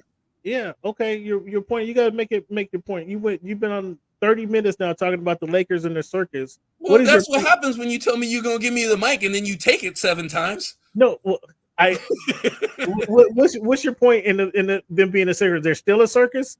This is what Jeannie learned This to is do. not you guys are acting like this is not what we do. It's been like this for decades. Okay. For decades. Why is it news now? And it wasn't then. When it actually was news then. Well, it was news then too. Here's why it's more of an issue today. And I'll explain this piece, and I won't take 30 minutes to explain. Oh no, you don't have to worry. I already know the answer. It's LeBron James. No. Don't even go into it. It's LeBron James. Well, you already said that. That adds to it. Garbage. That adds to in it. The trash. And it's a circus. No, and it's LeBron James. And he runs this, and Clutch Sports runs that. And when you keep calling yourself the pinnacle of the industry, I mean, you have coaches and players running the other direction. That tells you that there's a problem somewhere. There was coaches running away from the Lakers for years. You know, Kobe Bryant had 5 coaches in 5 years, right? You remember that? You remember that? That's the part I didn't go over. I thought that was already. The one coach had a heart attack. They didn't know. Rudy had a heart attack. They brought in Mike Brown. That didn't go too well. They was like, oh, we might as well call Phil back, and him and Kobe kissed and made up. So then that was a thing. And then once Phil, him and Jeannie broke up, then they had to get somebody else in there. So that's they had to get 5 other somebody else's in there in 5 years. Hey, Jeannie don't know what's going on. Jeannie is running it. She's emotional. Wait. She's running it like an emotional wreck. And now she's like, let me get LeBron. Why are you laying it on LeBron now? Because I specifically remember LeBron James winning a title with a certain coach and going to 2 other finals with him as the head coach, and he didn't get this. He didn't get his head coach, nor did he get Monty Williams, who had a great relationship with Anthony Davis. So the one decision when he doesn't get his way, it was 2. It was 2 decisions. So why didn't he get those 2? If he runs the team, why did he not get those 2 coaches? Successful coaches too. Why? Well, because they lowballed Ty Lue. That's number one. Who's they? Who's they? LeBron James lowballed him? The organization lowballed. Oh, the organization now. Got it. Right. So LeBron got him the interview. The dude, he agreed to the job. LeBron got him the interview. Oh, right. He got lowballed. What you expect the dude to do? Just come in there for $30 an hour? That's what you expect? I don't know. I mean, from what I understand, if you're associated with LeBron James, he gets you paid. No. Ty Lue got paid after they won the championship. They renegotiated his contract. He got paid. He got bonuses. Tristan Thompson got a 5-year, $80 million contract. Yeah. And guess what? This is how good of a facilitator that LeBron James was back then. In 2015, he took the Cleveland Cavaliers to the championship with Kyrie Irving on one leg, which he lost after the first game. And after Kevin Love had his arms yanked out. I'm losing the audience with this history lesson. No. You're losing yourself. Let the audience judge this for themselves. So with that said, he actually had the starting lineup that had Tristan Thompson, Dellavedova, J.R. Smith, and Mozgov. You remember Timothy Mozgov? You remember that guy? Remember that guy? This is how good he is. Who picked up Timothy Mozgov after the 2015 season? You remember? To the Knicks, didn't he? No, he went to the Lakers. And guess what? They gave him $49 million. Why would they give him $49 million? Because it worked before. The only reason it worked before. That's the only reason. Because LeBron talked to him. Though? LeBron said, "Oh yeah, it worked before. Let's get my man here a job." No. More evidence. LeBron James was still in Cleveland. He was still in Cleveland for 3 more years. The Lakers signed Mozgov for $49 million based off of how he played in Cleveland. You remember that? Him trying to get Spoelstra.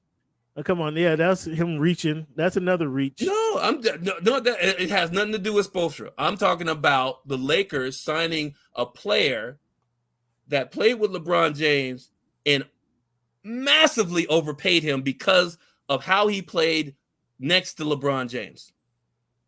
So okay, all right, you get. I don't know. Yeah, we know that he didn't like Spoelstra. He didn't like Spoelstra because he was a new head coach and he didn't trust him. Pat Riley said, "No, I'm not coming back to coach. Spoelstra is our guy. That's our guy." After that, the rest is history. Give us your thoughts on. He didn't get. You know what? He didn't get Spoelstra fired like Magic Johnson got Paul Westhead fired. No, he couldn't get. Why is that different than that? He couldn't get Spoelstra fired because Pat Riley said, "No, we're not going." Why could Magic Johnson get Paul Westhead fired? He won a title with him. Well, Westhead didn't have that cachet. Oh, he had a title though. He had a title. He didn't have that cachet. I don't know what that means. Neither did Eric Spoelstra. Eric Spoelstra had Pat Riley behind him. No, yeah, exactly. But that's not cachet. Hey, that's all you need is Pat Riley. Oh, that's all you need, huh? Is that all you need? That's what you need. So is that not what we're calling splitting hairs right now? Is that not? Because you're calling LeBron James a coach killer, but Magic Johnson got a coach fired after winning a championship with him. So I mean, I don't get how you guys let that go. How does that slide? How do you let that slide and LeBron James bumps Eric Spoelstra and asks Pat Riley to come back and coach? 4 more championships. What's your point? What you mean? What's the point? You didn't know Pat Riley was going to be a good coach, did you? You? I know it. No, I wasn't concerned with the Lakers. Nobody did. Nobody did. So why is it a problem now? He worked out. He worked out with Magic. So I mean, he knew Magic at that point, and that's what it was. He got the job because he knew Magic. So that's why it's not a problem now. That's why it's not a problem now because he knew Magic. He worked out with Magic. That's why. That's why he got the job because he worked out with Magic, helped him get back in shape, help him get his mind right. That's why he got the job because he worked out with Magic. Answer this question for me. Answer this question for me. So why is it okay for Magic Johnson to get a coach fired after winning a championship with him, and it's not okay for a superstar player not to trust a rookie head coach that he didn't know anything about? Why is that? Why is that not okay? Why is one okay and the other's not? You're missing a point. No, I'm asking you a question. I don't want to. I just answer the question and you didn't tell me what I'm missing. You're talking about Westhead versus Spoelstra? I'm talking Magic Johnson getting a coach fired in broad daylight, and you guys are okay with it. That's what I'm asking. Why is that okay? Was the future. He was the future. Who? Magic Johnson was the future of the organization. Okay, you're gonna choose the future. You talked about him choosing Jerry Buss choosing Kobe over Shaq. He chose the future.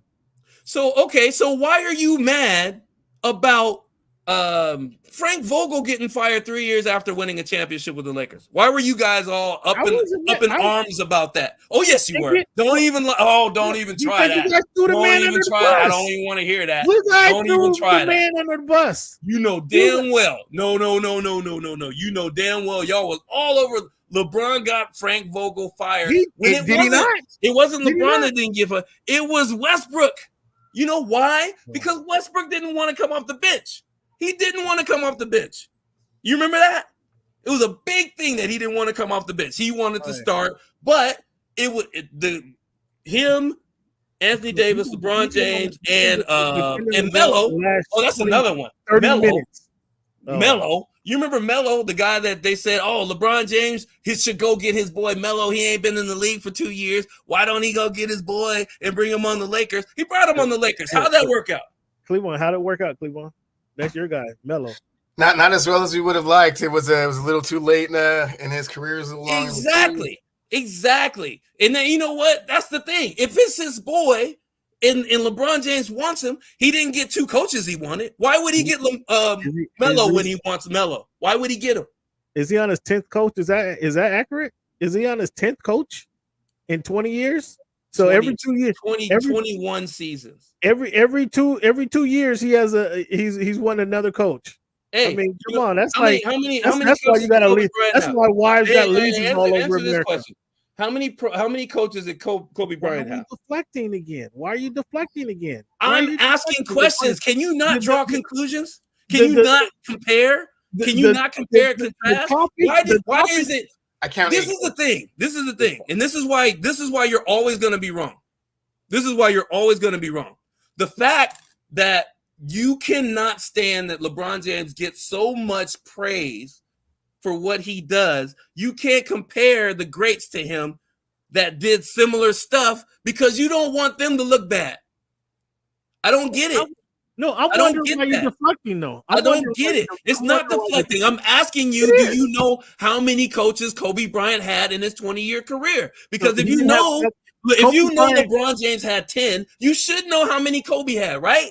He didn't go through double-digit coaches. How about that?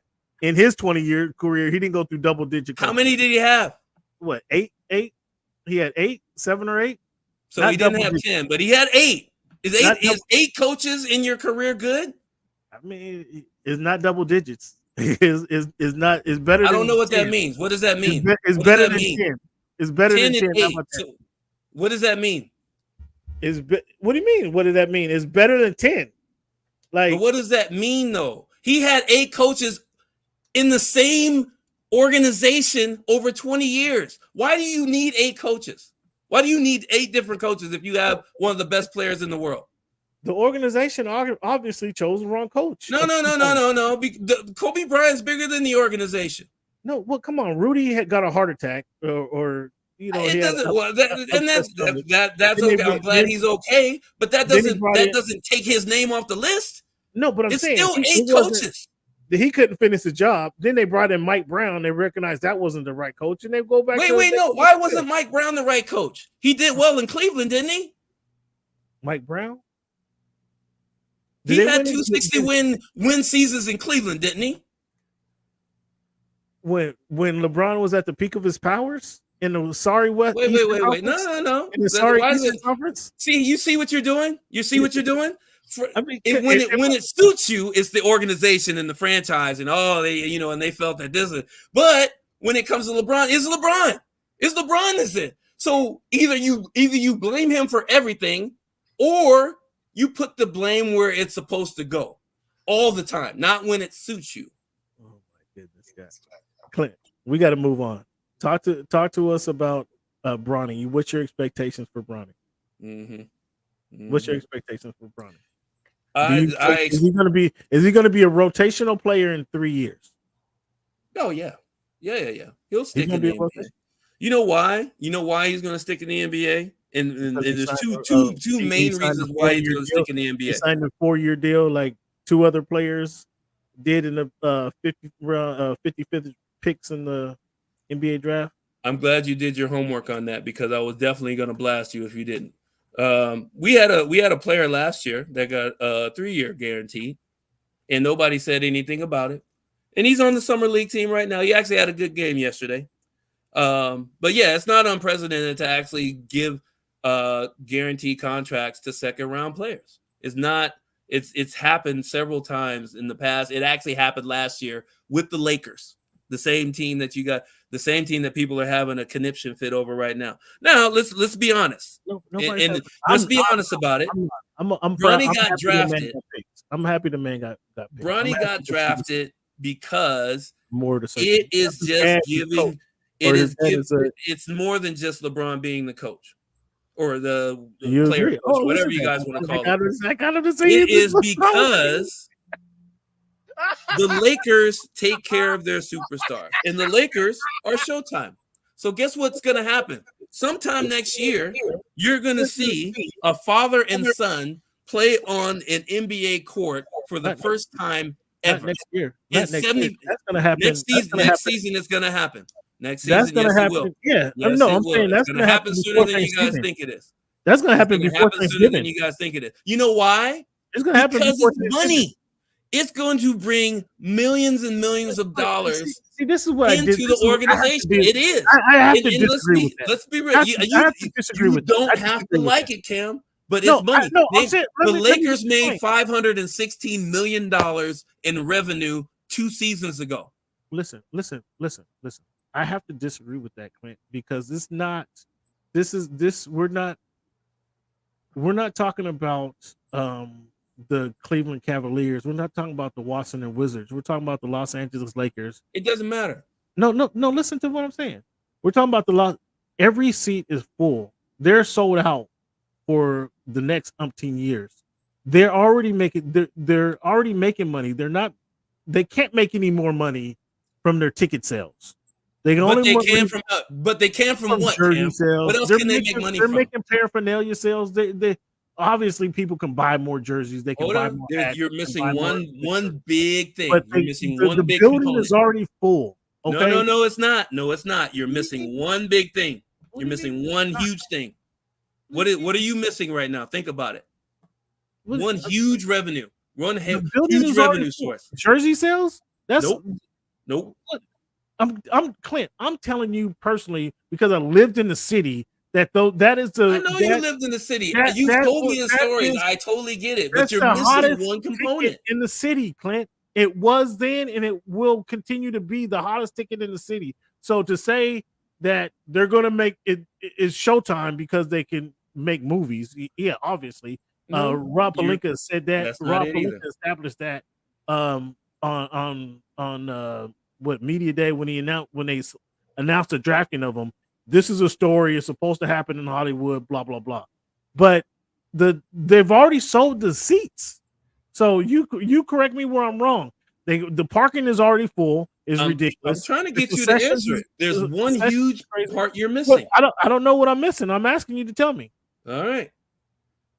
Media. It's not just the NBA TV deal that they actually signed and established. Each individual team and franchise has their own local and regional media deals too. Now, with that said, what you're able to do, and of course they have Spectrum. Spectrum Media? I forgot the name of their thing. But Spectrum Media, whatever it's called, is going to absolutely skyrocket. It's going to absolutely. It's just like the Knicks with the Yankees, the Yes Network. They're not adding more sports writers because Bronny gets signed. It's not the sports writers. It's the revenue. It's the revenue. The revenue. It's commercials. It's specials. It's documentaries. All that stuff is going to go through. Just like you just said it. You just said it. Jeannie Buss is getting her own doc. Yeah, Bronny's going to get his own doc. But that's more. I mean, I hear what you're saying. That's you make a decent point.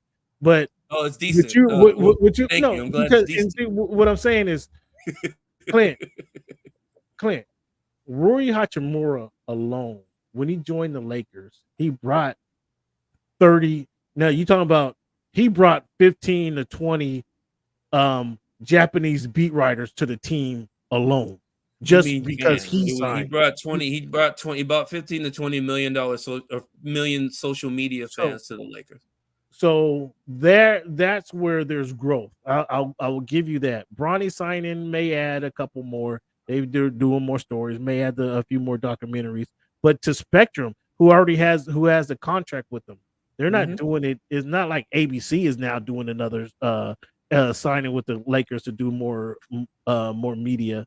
Have more media. Well, one, you don't know that. There's actually different things outside of the actual CBA that they can do as an individual entity. And each team has that. They can do just like the Knicks with the Yes Network. They can actually do different things outside of that. How much money do you think they made when Linsanity hit? Those 2 weeks that Linsanity hit, you know how much money the Yes Network made off of just pay-per-view signings because people couldn't get into you already established that they're already signed with Spectrum. No, but they're not going to pick up another deal, Clint. They're not capped. Yeah. That's what I'm trying to tell you. They're not capped in the revenue that they can make. Spectrum Spectrum has a contract with the Lakers. They're not opening it up just because it's not capped. They're not opening it up. It's not capped. As long as it's Laker related, they can make as much media as they want. They can even charge more. Did you know they can charge more for commercials and all kind of other things too? But that's within Spectrum's deal. Spectrum can charge more. Spectrum is making more money, not the Lakers. It's revenue. No, you're wrong. It's revenue sharing. Don't get it twisted. Spectrum isn't just sitting there on top of the Lakers and not giving the Lakers any revenue share. No, you probably need to look that one up too. Spectrum price went up. Yeah, they're gonna have to pay the Lakers more. Of course they do. To be their primary market. But again, that's not the network had the Knicks. Linsanity goes up. Linsanity goes crazy. They don't have to pay more to promote and show Knicks games. They already had the Knicks. You're going the wrong way with that. It's not them paying more to show Knicks games. You brought up that example. People buying pay-per-view to watch the Knicks games that they can't go to from all over the planet. Yeah. You get that part, right? You get pay-per-view can be ordered in any country that allows it to happen, right? That's Spectrum making money. That's not the Lakers making money. It's revenue sharing. Spectrum is not an entity that just saying, "Oh, okay, we're going to make millions off the Lakers and not give them anything." No, they paid the Lakers what Spectrum paid. They have to pay the Lakers to be their primary sole to televise the Laker games. Okay, let me explain it this way because you're skipping right over the actual point of revenue sharing. I'm telling you what it is. You keep talking revenue sharing. There is revenue sharing. Listen, it's not. You're right. It is revenue sharing. Yes, but you're not saying it. You're not getting it correctly. They pay the Lakers. They're paying the Lakers and NBA to promote their product. Okay, because the Lakers now signed Bronny, that price doesn't go up. That price is what it is. It's fortunate for them. I'm not talking about the price, Cam. I'm talking about the revenue they're going to make off the existing deal. That's going to go up. Making money because they have to share part of that money with the Lakers. I already paid the Lakers. I already paid them. Now with the that's NBA, not how it works. Ask some of your industry friends on how it works. It's revenue sharing. They don't. So here, this is what you're saying. This is what you're saying right now. Listen to me real quick. This is what you're saying. You're saying that let's say that Spectrum paid the Lakers $1 million to get the rights to their show. Right. And then basically, let's say Bronny gets on, LeBron gets on the court at the same time, and all of a sudden, the revenue shoots up to $50 million. You're saying that Spectrum doesn't have to pay the Lakers any of that $50 million. Correct, because they already paid them. Yes, you're absolutely correct, because they already paid them. Absolutely wrong. You're 100% wrong. I disagree with that. So now you're saying, no. We'll do a double or nothing. We'll do a double or nothing. We'll do a double or nothing. We'll do a double or nothing. The dinner I owe you. The dinner I owe you. So listen, if I'm right. Listen. So what you're saying is when the Lakers play the Wizards, that game is the Lakers have to give back the money because the game when they play the Denver Nuggets is not they can't make as much or charge as much for commercials as when they charge for the Wizards game versus the Nuggets game. They have to give money back. That's what you just told me. That's what you just said. That's what you heard. I didn't say that at all. You're saying that number fluctuates. That number does not fluctuate. It does fluctuate. It's revenue sharing. It's revenue sharing. All right, Clint. I'm gonna go do some homework on that. Please I don't do. believe you're wrong. And bet me on that. So bet me on that. So double or nothing. They paid the Lakers $1 million, and then all of a sudden now the Lakers go to the championship. They don't have to pay more because the Lakers are in the playoffs. They don't have to. The Spectrum is fortunate they that they don't have to pay the players more. No, the players get a playoff share. They already paid the Lakers. So the league just went through just signed a new media rights contract. They established that. Here's what the price is. It's no longer $1 million. Now it's $175 million.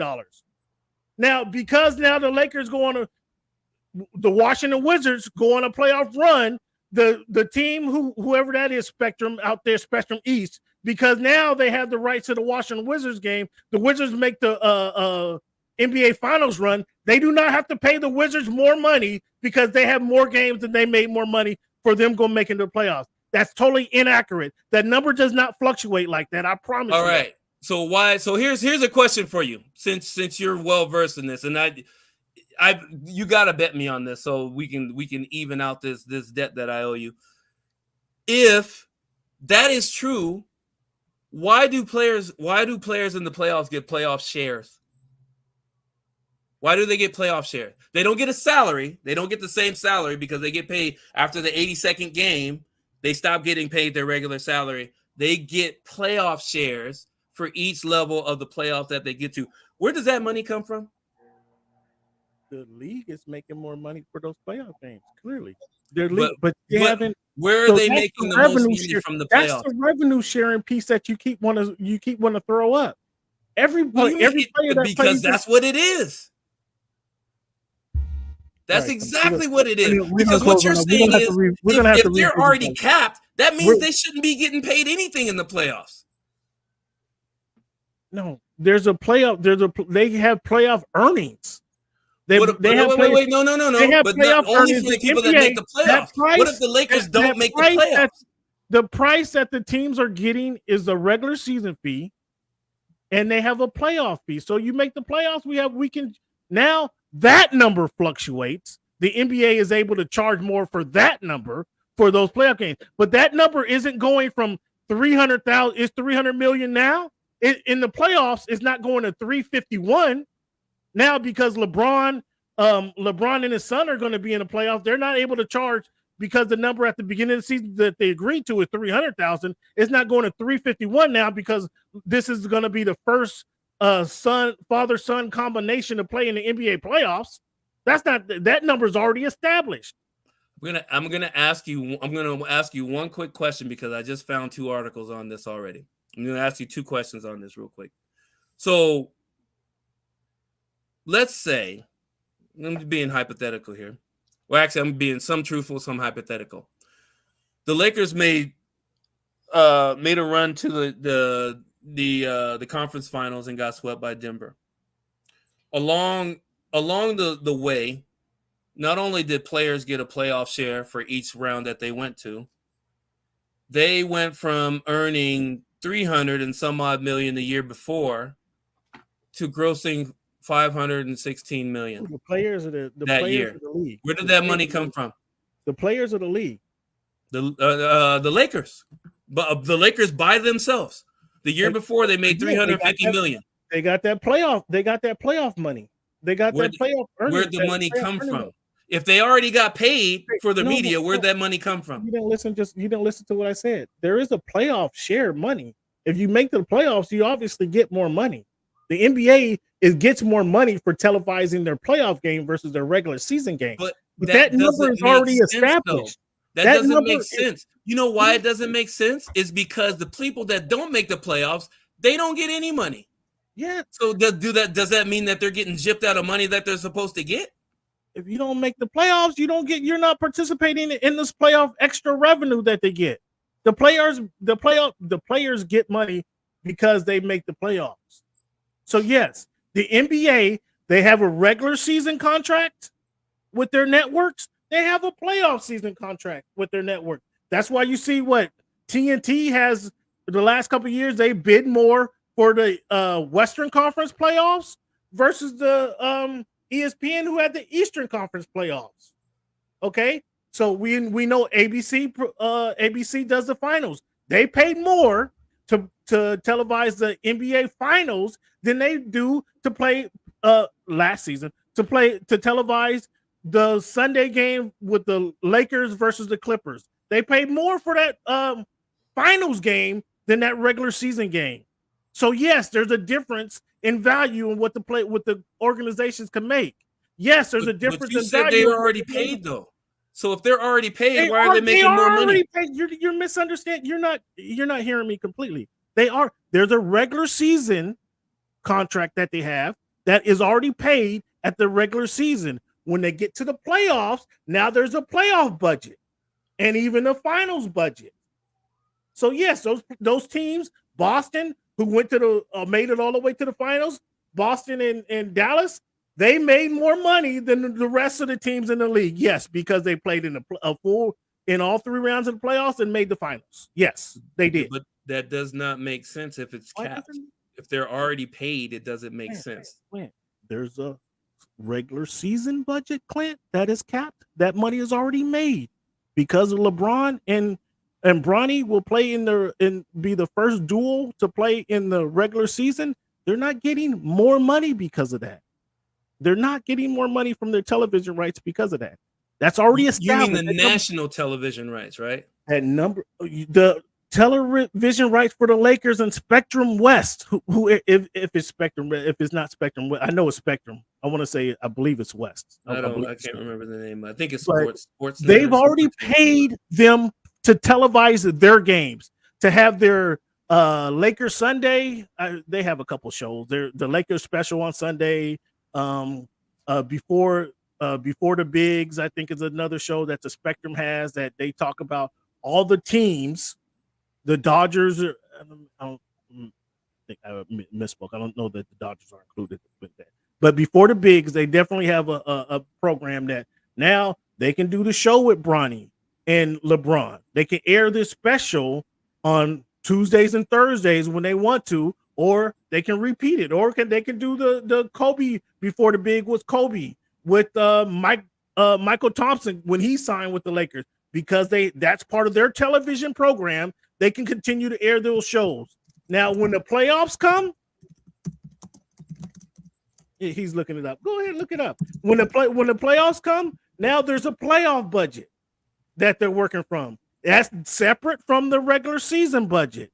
So yes, as I mentioned, Boston Celtics and the Dallas Mavericks made more money than the rest of the teams in the league because they went to the finals, which now there's a finals budget. That's why, again, when the TNT had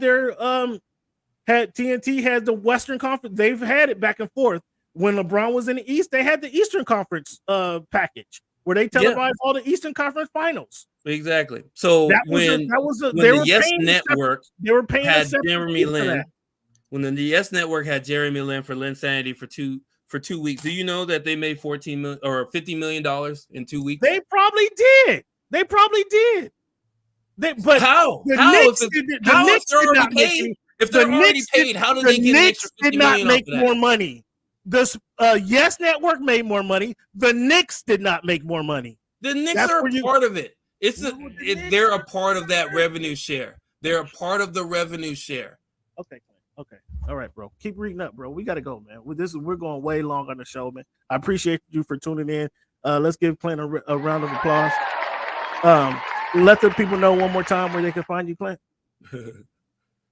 They're gonna find me with a clean slate at MJ Lover 23, and hopefully you'll look that up. Actually, I'm gonna send you 3 articles on it. I already know what the deal is, Clint. But I'll read the article. Send it over. See this? Yeah, like I said, if you don't do your own research, you're always gonna be wrong. The regular season budget is not the same as the playoff budget, which is even different than the finals budget.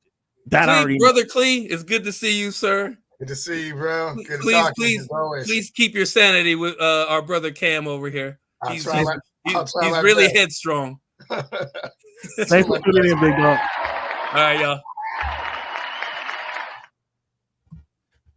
y'all. Cleavon, I know we're real on, man, but you want to talk about boxing last night? You got time to talk about boxing? Oh, well, yeah, because that's a real brief conversation. Thanks so much for recommending that I watch that fight. It's 45 minutes of my life I can never get back. Was completely, totally unimpressed with Shakur Stevenson. How about your thoughts?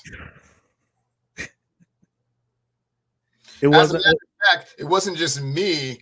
I was watching the fight, and you know how usually at the end of the fight they talk to the boxer? Yeah, they just went straight to SportsCenter. Well, the fans in Newark, as if they had something better to do, were walking out in the 10th round, booing. I saw that. It was a boring fight. It was a boring fight, but Shakur is that type of fighter where he's a defensive fighter first, and you kind of have to come to him. If you're not coming to him to bring the fight to him, like he's gonna sit back and point you to death. I mean, that's a fact. He's gonna point you to death. Yes, it was not a pretty fight, and we'll be able to talk more boxing this Wednesday, because I want to know. And I don't have the answer to this. I like Shakur. I think Shakur is probably, in my opinion, I would pick Shakur over Tank. However, Tank goes and gets his opponent. Shakur doesn't have that same go get him mentality, and that's because he has the mentality hit don't get hit, and which causes Tank obviously to take a couple punches to go get his opponent. So. Yeah, that's that's interesting. Did you watch just that fight? Did you see the fights prior to that one? I did not see any of the prelims, just the main event. Keyshawn Davis.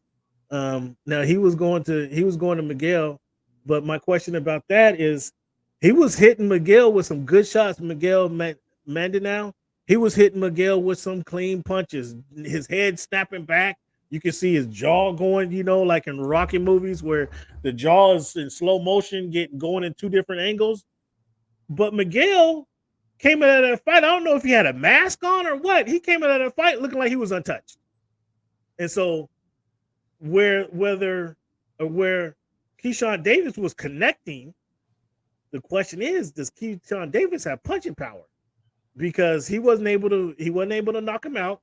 And again, Miguel was he connected with lefts and rights to the hooks to the face. He was jabbing that eye, snapping his neck back, punching him in the nose. He came out of the fight untouched. It looked like he was untouched, which was very interesting. That was my major question. Does Keyshawn Davis not have punching power? Or, I mean, they was putting makeup on this dude in between rounds? Because his face, it did not look like he was in a fight that night. I don't know if you saw that. Robinson Conseiao, he ended up beating Shaki Foster. Like Foster was dominating that fight with his Robinson Conseiao was coming to him, and Foster was just giving him the shoulder roll, step out the way, 1-2 jab, back up off me. He did that for 12 rounds. He won 11 of 12 rounds on my fight card, on the fight cards of the commentators. But then he got robbed. He got robbed of that fight, which I thought was interesting. Have you seen Kermel Moulton? The 18, is he 18? I think he's 18. No, 16 years is a sprinter. Kermel Moulton is your guy. What's your guy's name? Floyd Mayweather's protege. Have not heard of him. Yeah, so this was his fourth fight. He fought a dude, Russian dude, Nikolai Buzolin, and he just overwhelmed him. He's fast, he's accurate. He just overwhelmed him. In the first round, the ref had to jump in there. Like, he didn't get knocked down, but he was just connecting too much. The rest had to stop it. It's like, all right, dude, hold on, he needs a break. And he gave him a standing 8 count just because he was pounding the shit out of him, dude. Camille was pounding him. Again, his speed was just over. His speed and his accuracy was just overwhelming him. What weight class is this? He's a little guy, so he might be 130. He might be 130, but he was he hit him with a left to the body and then a right to the head, and then he go to a right to the body and left to the head, and he jab left to the body, right to the head. But he was so fast that dude is defending. He's trying to defend the last punch, but he's getting punched again. Like he just overwhelmed him. And Nikolai, he was Nikolai was 36, so yeah, dude was 18. And I thought that would be a decent fight. Well, they were saying it would be a decent fight because Nikolai has some experience, and he's just not going to walk through this guy like he walked through his last opponent. So when you get a chance, Kermel Moulton, and that's Floyd's protege. And I mean, dude, last night he looked really good. Now, was Nikolai just that terrible? But again, the ref had to just give him a standing 8 count in the first round, and then in the second round, it just said that's enough. You've had it. So it was a pretty impressive whooping there. Nate Diaz, did you see Nate Diaz and Jorge Masvidal? Like, I fell asleep on that one. Yeah, I heard Diaz outboxed him. Wow, yeah. What a surprise! Yeah, I mean they entered the ring at midnight my time, 1 o'clock on the Eastern, 1 o'clock on the East Coast. Yeah, I fell asleep. Like, it was okay. Cleveland, how long I got you, man? I know this is longer than we typically go. How long I got you, man? Do you want to do this video? You want to talk about this video? It had where we at now? 3.6 million views since the 4th of July. What's up with your boy Kendrick? Man? Kendrick does the pop out on Juneteenth. I mean, again, I know you were up in Vancouver a couple weeks ago. Any Drake sign? Did you see OVO signs up at all? Did you see any promotions for OVO or anything?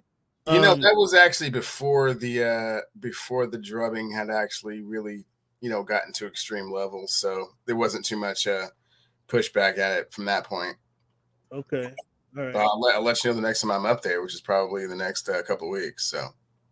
Well, man, we need a first-hand account. Like, is there any Drake sightings or of anything? Because Kendrick had the in May he came out with the Not Like Us. I personally, the first time I heard it, like, I got chills. Cleveland, you like a Euphoria better. The first time I heard that, I thought that was just Not Like Us was telling a story of Drake not like us being not like us. It was incredible. Then he had the pop out, right? He had the pop out concert on Juneteenth in Inglewood, California. Brought everybody on stage, all the different sets, Crips, Bloods, all the other gangsters just coming, uniting. He's really united. I don't know that Drake was counting on this union that Kendrick has taken advantage of and just brought the whole. I say he brought the whole town together, but then when you say he brought the whole town together, I think is he brought the whole West Coast together in a sense. And then I can go as far as to say that when he drops on July 4th, on the 4th of July, he drops the video. Like, now he's bringing the nation together. Now Kendrick has essentially turned the United States against OVO when he drops it on July 4th. What? Any other explanation, Cleveland, that you have for dropping on July 4th, the 4th of July? Like, clearly this was planned. I mean, his scheduling has been uncanny, right? With regards to kind of when he's dropped certain things. I mean, like the pop-up show on Juneteenth. I mean, that's pretty epic. Uniting the Crips and Bloods, and then this on the 4th. And I think you misspoke when you said 3.6. I think it's more like, wasn't it? You said 36. I'm sorry. It said 32 million or 30.6. I apologize. I said 3.6. It said 30.6 now and counting. Yeah. Since the 4th of July, folks. So in less than a week, this video has 30 million views in less than a week. And I've heard the numbers are just as disproportionate in Canada with regards to the concert and also the video. So yeah, Drake is definitely in a hole. I'm not quite sure how he digs himself out of that. I'm as curious as anyone. I don't really necessarily have any advice. I know the OVO Fest is supposed to be like his signature thing. They have to cancel the OVO Fest. That has to be canceled. I don't know if it's something you can just cancel like that because no. He can't host a concert and not respond to what Kendrick has done to him in the last 2 He months. Absolutely can do that. I mean, it would be not to make a comparison, but Cedric the Entertainer still had to go on, was still on tour after Cat eviscerated him. Those other comedians, and they still had to come out and they had to address it. They kind of, danced. This is what I'm saying. He can't do this without addressing this. They just kind of dance around it and just get into their show, and that's what Drake's gonna have to do. I mean, it's gonna have to say like, "Hey, what's up? I know my true fans, are here to support me. Thanks," and then just go into your show, man. You can't be trying to. So what happens when the crowd starts saying OVO, OVO, OVO? But if it's his crowd, you got to assume that they're not going to do that. I mean, you're not going to have a bunch of Kendrick fans going just to heckle Drake. That's not productive. It's not really worth your time, right? If you're a true Kendrick fan, you're not even going to Drake's show, so it's going to be a Drake audience. And Drake's worldwide. I mean, Drake has a different demographic than Kendrick. So you're expecting the OVO Fest to go off without a hitch. That's what it sounds like. You're expecting. I didn't say without a hitch. I do expect it to go off. It's a major moneymaker. It's one of his signature events. So yeah. Without him addressing this, Cleveland. Without him directly addressing this, yeah. No. Because it's his fans. I think his fans. It's in Canada. He doesn't have to directly address it. I think his fans, man, are going to be disappointed if he tried to come off here and they're going to give him a great big hug. They've seen the beating that he's been taking, and if they're true fans, they're going to say, "Hey, man, just shake that off and let's just keep rolling." If he comes out there and he comes and says, "Drop, and give me 50," no, he can't. He can't play that. He can't come out there and do drop and give me 50 and then play Family Matters. He can't do that. He can't go play Taylor Made.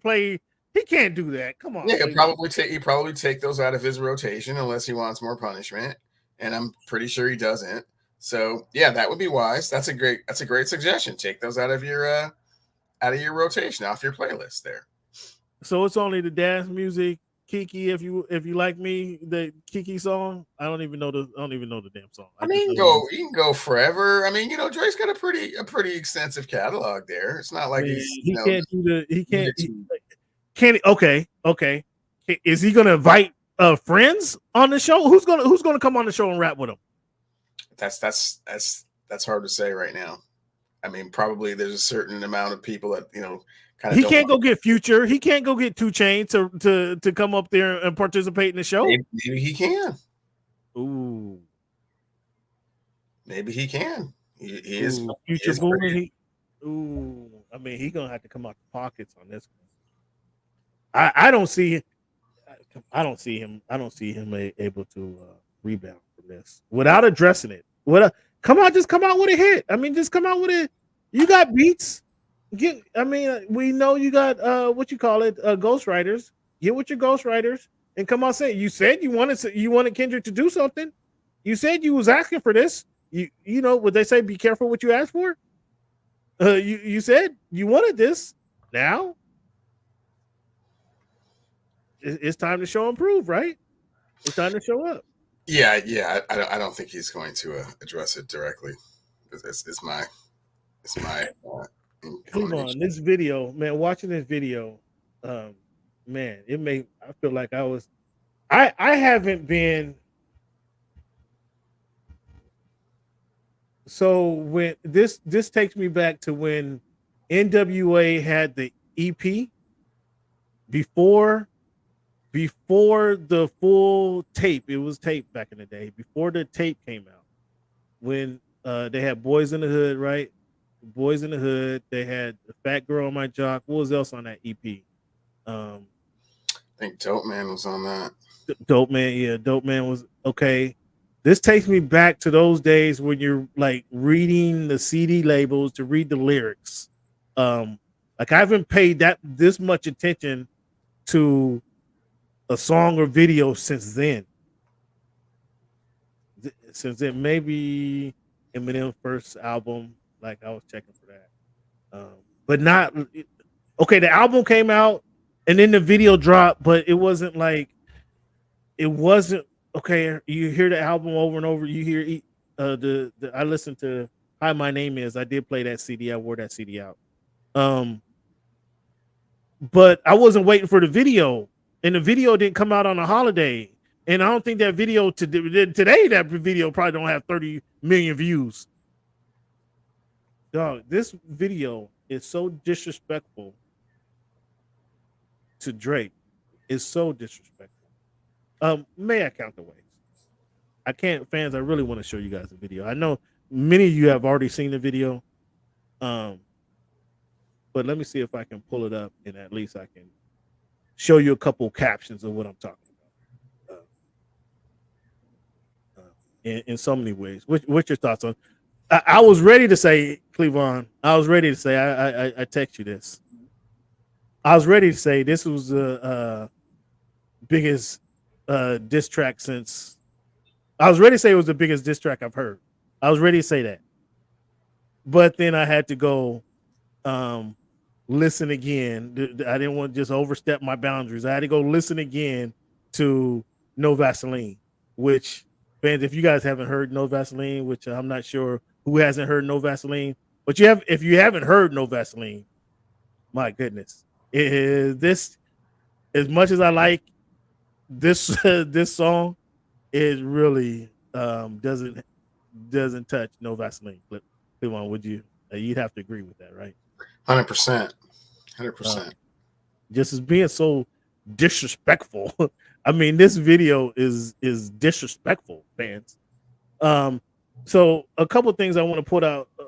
I'm not going to try to take all day with you guys, but a couple of things I want to point out about this video. And again, I can't play the video. I don't want to play it. I don't want to play it. I want to get past this commercial.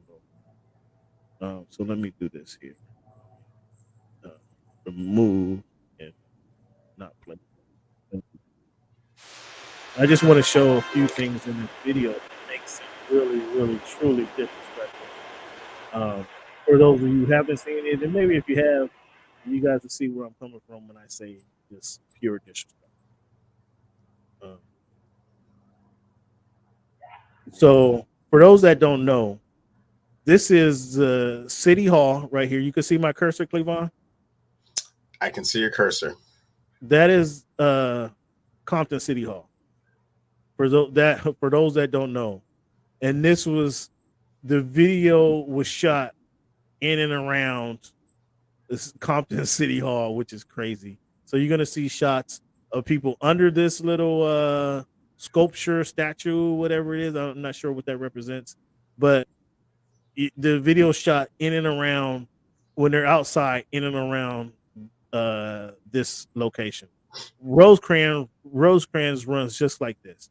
You can take Rosecrans, you can take it a long way. You can go east, way outside of Compton, or you can go west all the way to the water.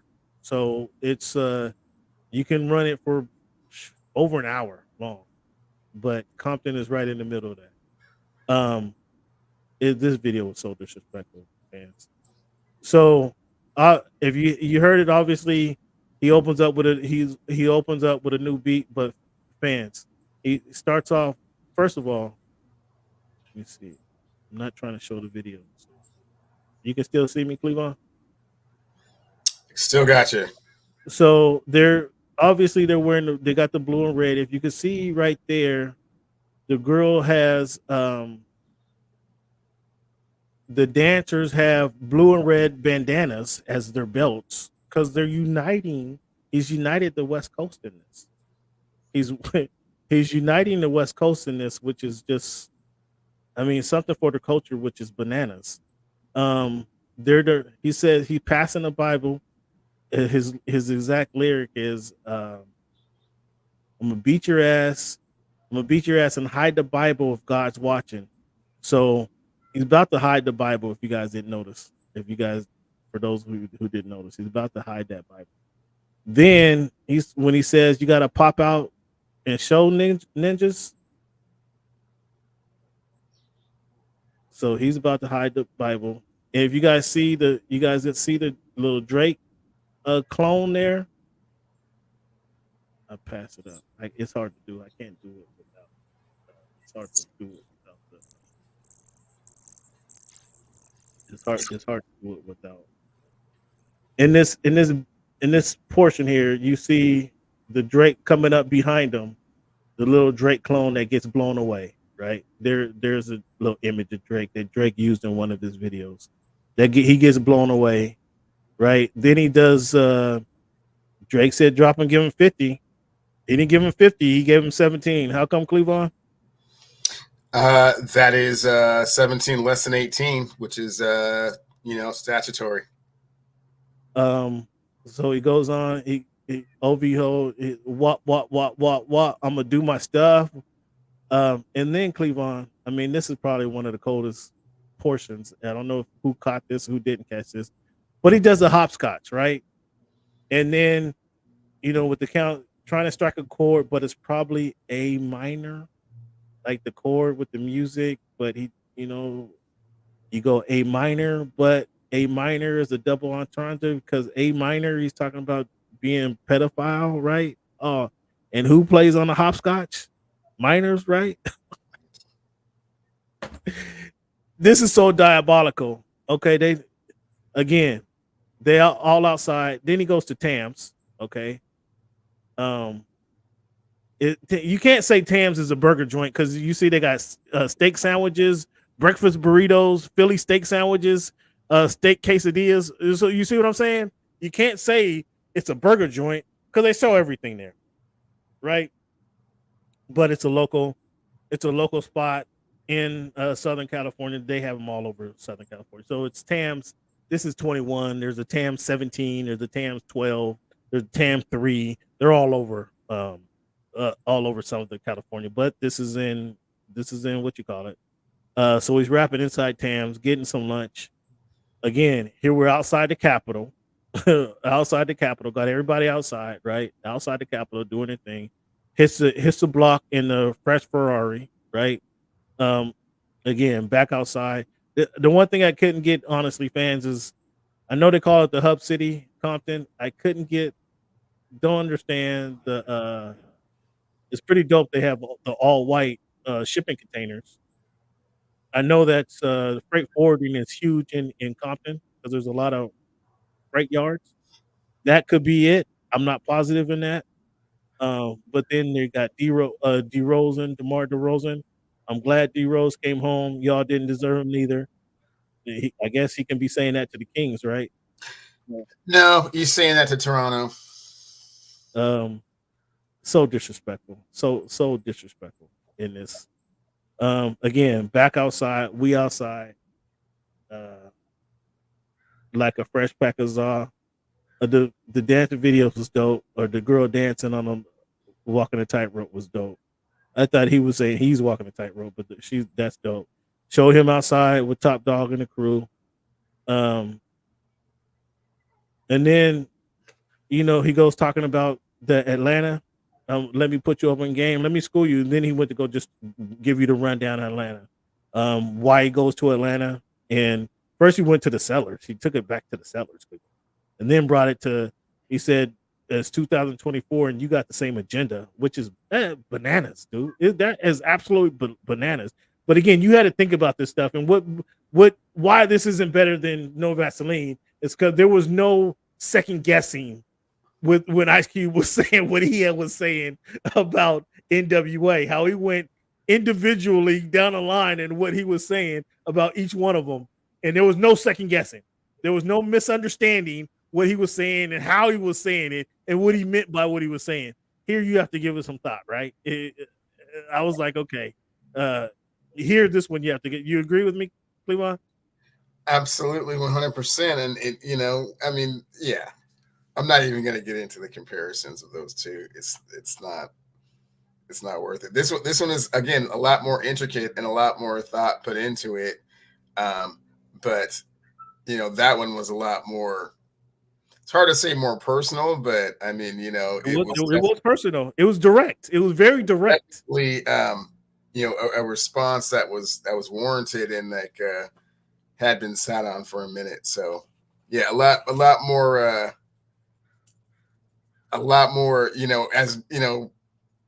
I felt like there was probably a little bit more betrayal that he felt with regards to kind of how NWA came at him, and because he didn't. Because he focus of what he was right. Saying. You're absolutely right. Because when Cube left NWA, he went. I'm gonna go do my own thing. Okay, you guys don't want me to be a part of the group, or you don't want to. You guys don't want to pay me what I deserve. I'm gonna go do my own thing. All right, so he went and did America's Most Wanted and didn't mention NWA. He didn't mention them one word about him, and then they hit him with that, and he's like, okay, here's what you guys are gonna get what you deserved. But here's Tommy the Clown. Tommy's a local legend in Southern California. So that's what having him at the pop out show and then having him on the videos, just again bringing out all the local legends, just uniting the whole city. Uniting the whole city was just bananas. So and then Cleavon, he got his wife on the video. He has his wife on the video, Cleavon, and then she hits the dance because what he said, the family matter is important, but the truth of the matter that God's going to show who's the liar, and all the stuff that Drake was saying. She's on a video and she comes in here hitting it. So, I mean that was cold. And then if all that wasn't enough, he still goes back outside. He's telling Drake, hey, run for your life. If that wasn't back outside, he goes back outside.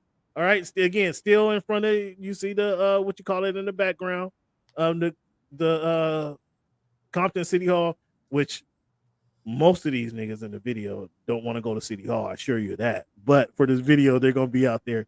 You see, you got the dude in the red, dude in the blue. Yes, the video isn't shown anymore. Just let you know. It's not all right. So there's one portion of the video I'm gonna show you as I talked about it. If you guys seen the video, you know what I'm talking about. But I just want to show you a couple more things in the video, and then we're gonna call it a day. Thanks for hanging with us, fans. We appreciate you guys. Okay. But yeah, you see the dude in the all red right here. You can see it. No. You got no. Hold on. So you see the dude in all red, right? You see the dude in the blue, right? Again, still in front of City Hall. And again, as I mentioned, I assure you, most of these dudes don't really want to go to City Hall. But for the video, they coming out. They came out for. Oh boy! All right. So if this wasn't enough, if all that we talked about wasn't enough, he's waving by, right? Are we locked in? He's waving by.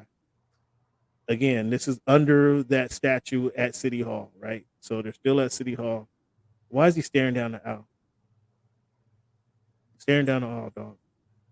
He's staring down the aisle, and then he walks away and leaves you see the cage down. Oh my goodness. Oh my goodness. Kendrick did his thing. He did his thing with that video. Shout out to Kendrick Lamar. Videos. What better video have you seen? Let's go do that. No, what better video? I mean, I have to think. Michael Jackson, remember? Even though that didn't really tie into the song. What video? Okay, man. I'm gonna have to wait for you to come down off the Kendrick juice, man, because I mean, give me a name of video. I'm with you. I'm all Michael Jackson, Remember the Time video. Listen. I'm saying that video, Michael Jackson was, even though that didn't really have much to do with, it didn't correspond with the song like this one did. The video was dope, especially because the dancing and the how intricate it was, and then the cameos that was in that video. I'm saying, tell me a video that was better than this one. Just name 1, 2, 3, whatever. Help me out, because what I'm leaping right to the top. And I'll say Michael Jackson. I know, man. That's what I'm saying. And so I'm waiting for the Kendrick juice to wear off a tad bit before we have a conversation. He don't want to help me out, fans. Help me out. Somebody hit me in the chat. Hit him with anything, man.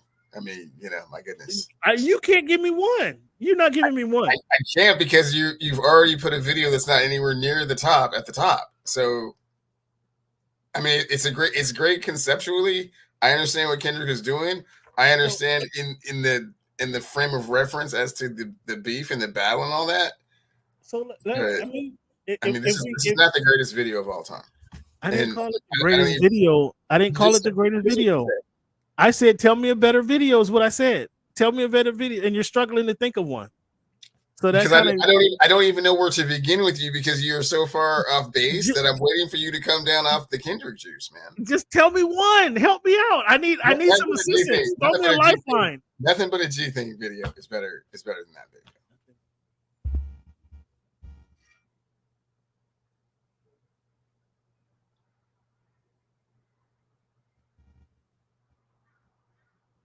Different songs, but okay. You could say Still Dre was a better one too. I guess if you're gonna say nothing but a Dre thing, you're gonna Still Dre was a better video. All right, I was asking for a line. I need a line. That's what I'm telling you. I need some help down. I need some help down from her. I'm waiting for you to kind of come down on your own, but just give you kind of just a little bit of frame of reference, man. Let's just bring it back a tad bit, man. Man, it's been a long show, man. Anything you want to add? You want to retort? You want to refute anything Clint had to say, man? It's been a long show, much longer than we typically go, fans. So thank you guys for hanging with us. We appreciate it. Give shout out to Clint for joining us. And you want to refute anything? Did you understand the only thing? There's only two things that I want to say. Is number one, I don't really understand the revenue sharing thing. I'll let you guys work that out. Explain further. That'd be great. Secondly, I'm glad that Bronny got this out of the way early, and hopefully we won't have to see too much of that in Summer League. I don't think that the Lakers can afford to show too much of that in Summer League. So, Dalton hit 12. He scored 12 points. He was only 1 for 4 from deep, but it looked like Dalton can play. It looked like he was doing some things that can play. Yeah. I mean. We don't need to see Bronny. We don't need to see him. Why are you being so cold on Big Dog? Because, man, you can't expose him too quickly to not being an NBA player. So you do understand he's going to play, though. By Thanksgiving, him and LeBron's going to have hit the court.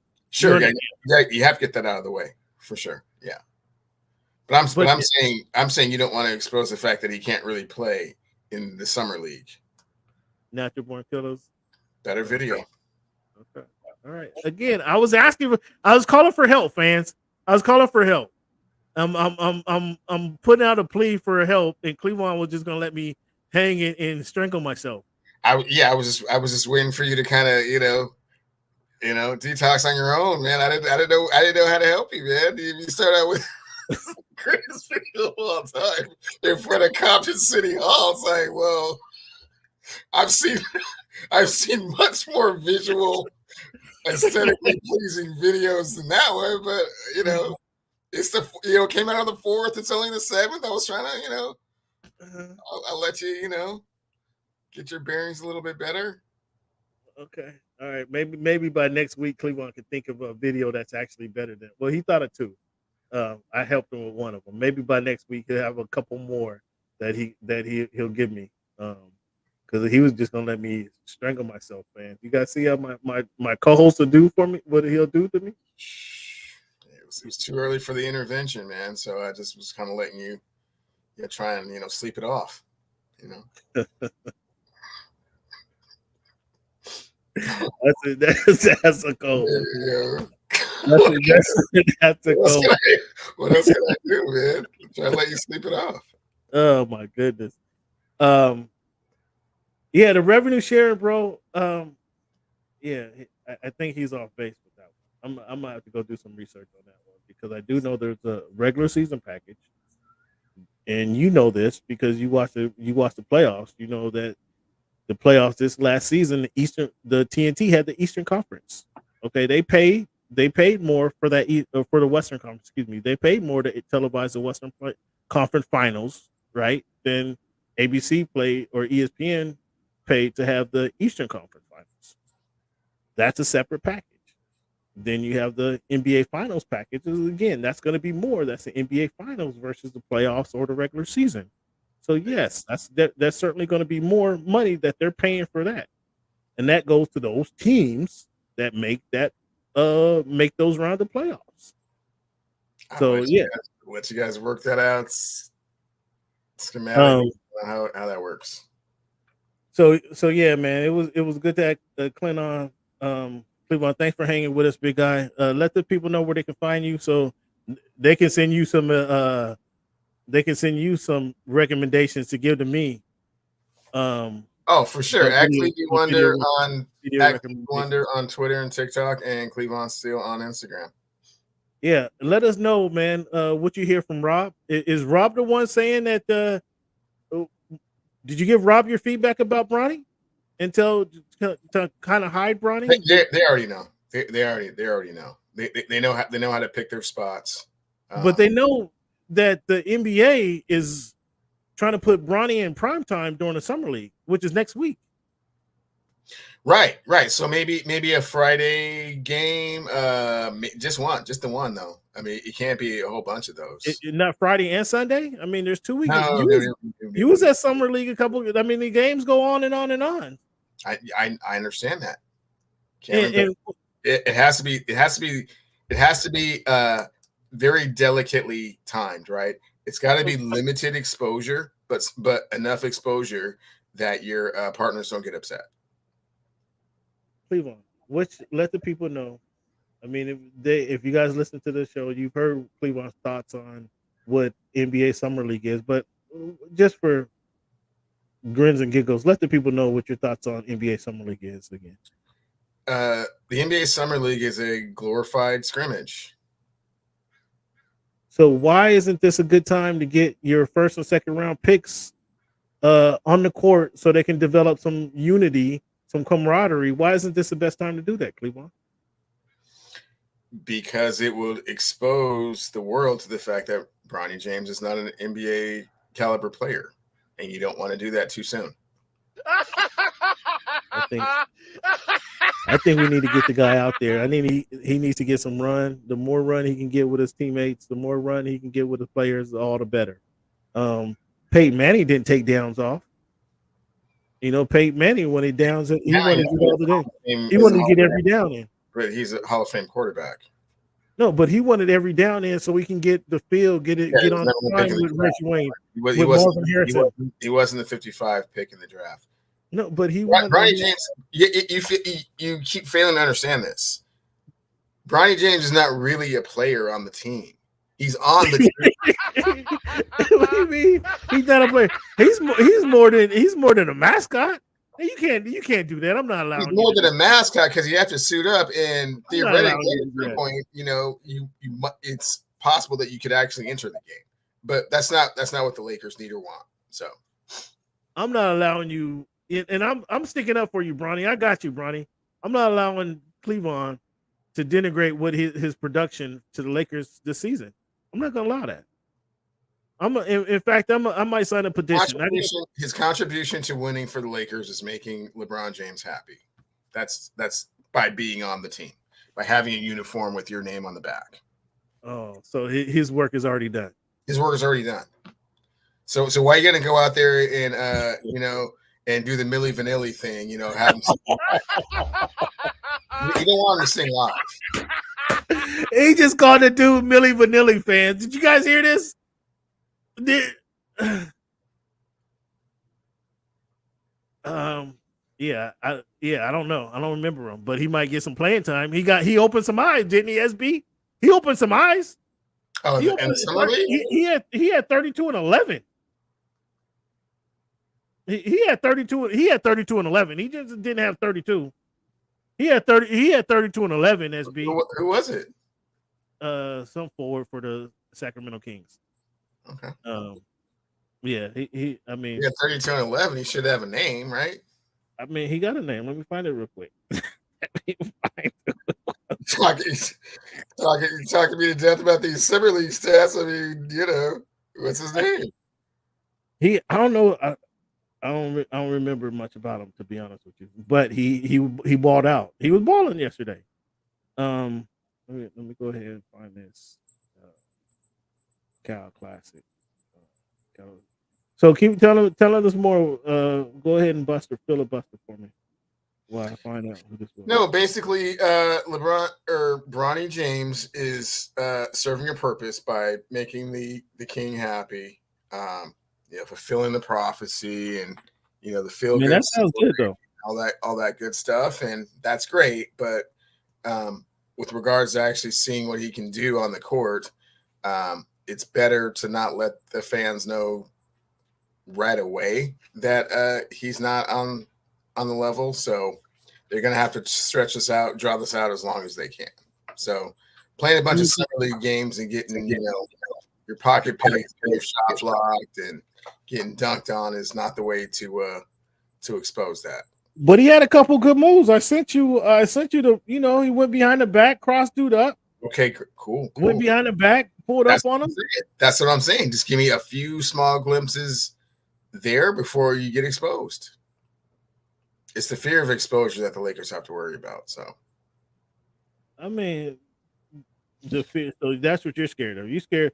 So you can't go out there scared. You have to go out there and ball out so you can show. There's too much to lose, Cam. There's too much to lose. Everybody's expecting this thing, and when this thing actually isn't a thing, I mean, what are you gonna do here? No, you have to go out there and show what you guys can do. So give him an opportunity to shine. Yeah, man. Yeah. No, that's not what's up. That's not what's up. I mean, come on, man. You give the kid a chance. Nah, it's okay. That's exactly what we're trying not to do, right? It set him up. That's cold. That's pretty cold, man. So, dude who had I tell you right now, who had 32 on the Lakers for Sacramento. Yeah, that's what I'm saying. He had 32 on the Lakers. Oh, this ain't great.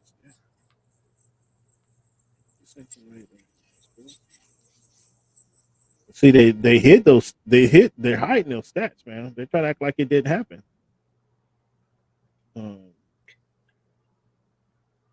They're trying to act like it didn't happen, but we saw it. Whatever, I'll come back next week with that dude. Dalton had a decent game. Bronny had, I don't know why you didn't like what he did to show out yesterday. Hey man, that's great. That's great in the little Sacramento in the little game, man. I'm just saying G League is a little bit. This is for people that are going to be like aspire to be NBA players. So yeah, he need to get some run with the guys that he's going to be playing with. So see again, can you with all that playing and stuff, man? Cleveland you guys going to be practicing with. Yeah, well, whoever practice, plenty of practices to come. You don't have to show the practices are private, right? Practices you can do whatever you want. You can, hey man, no one's watching you. You don't want the whole world seeing what Bronny James can't do. So is he going to stay at home? Do you know? Have you got word? Does Rob tell you if he bought a house or he's staying at home? For the time being, he's still living at home. He's looking at some properties, kind of in close proximity to the facility and also his parents' home. What would you do? You got so he's making 1.1, I think, his first year, and then 1.9 the next year. 1.1, you can stay at home and keep your money in your pocket, or you can go. Well, we don't know what his family allowance is, or what some of his other investments have been. So he's still not getting allowance. He was I'm making. I'm not in that man's pocket like that. I don't understand. I don't know what their family arrangements are, so to speak. But I'm pretty sure LeBron's not just like, okay, well now you got your money, you don't need mine no more. No, he probably keep his room. I mean, he probably say, we're not going to change the room, so he can probably keep his room. But would you go home? Would you go back home if you got to the mansion? I don't know what the layout of the mansion is. I don't know if he has his own separate house on the land. I don't know any of that, man. So I can't really speculate on any of that.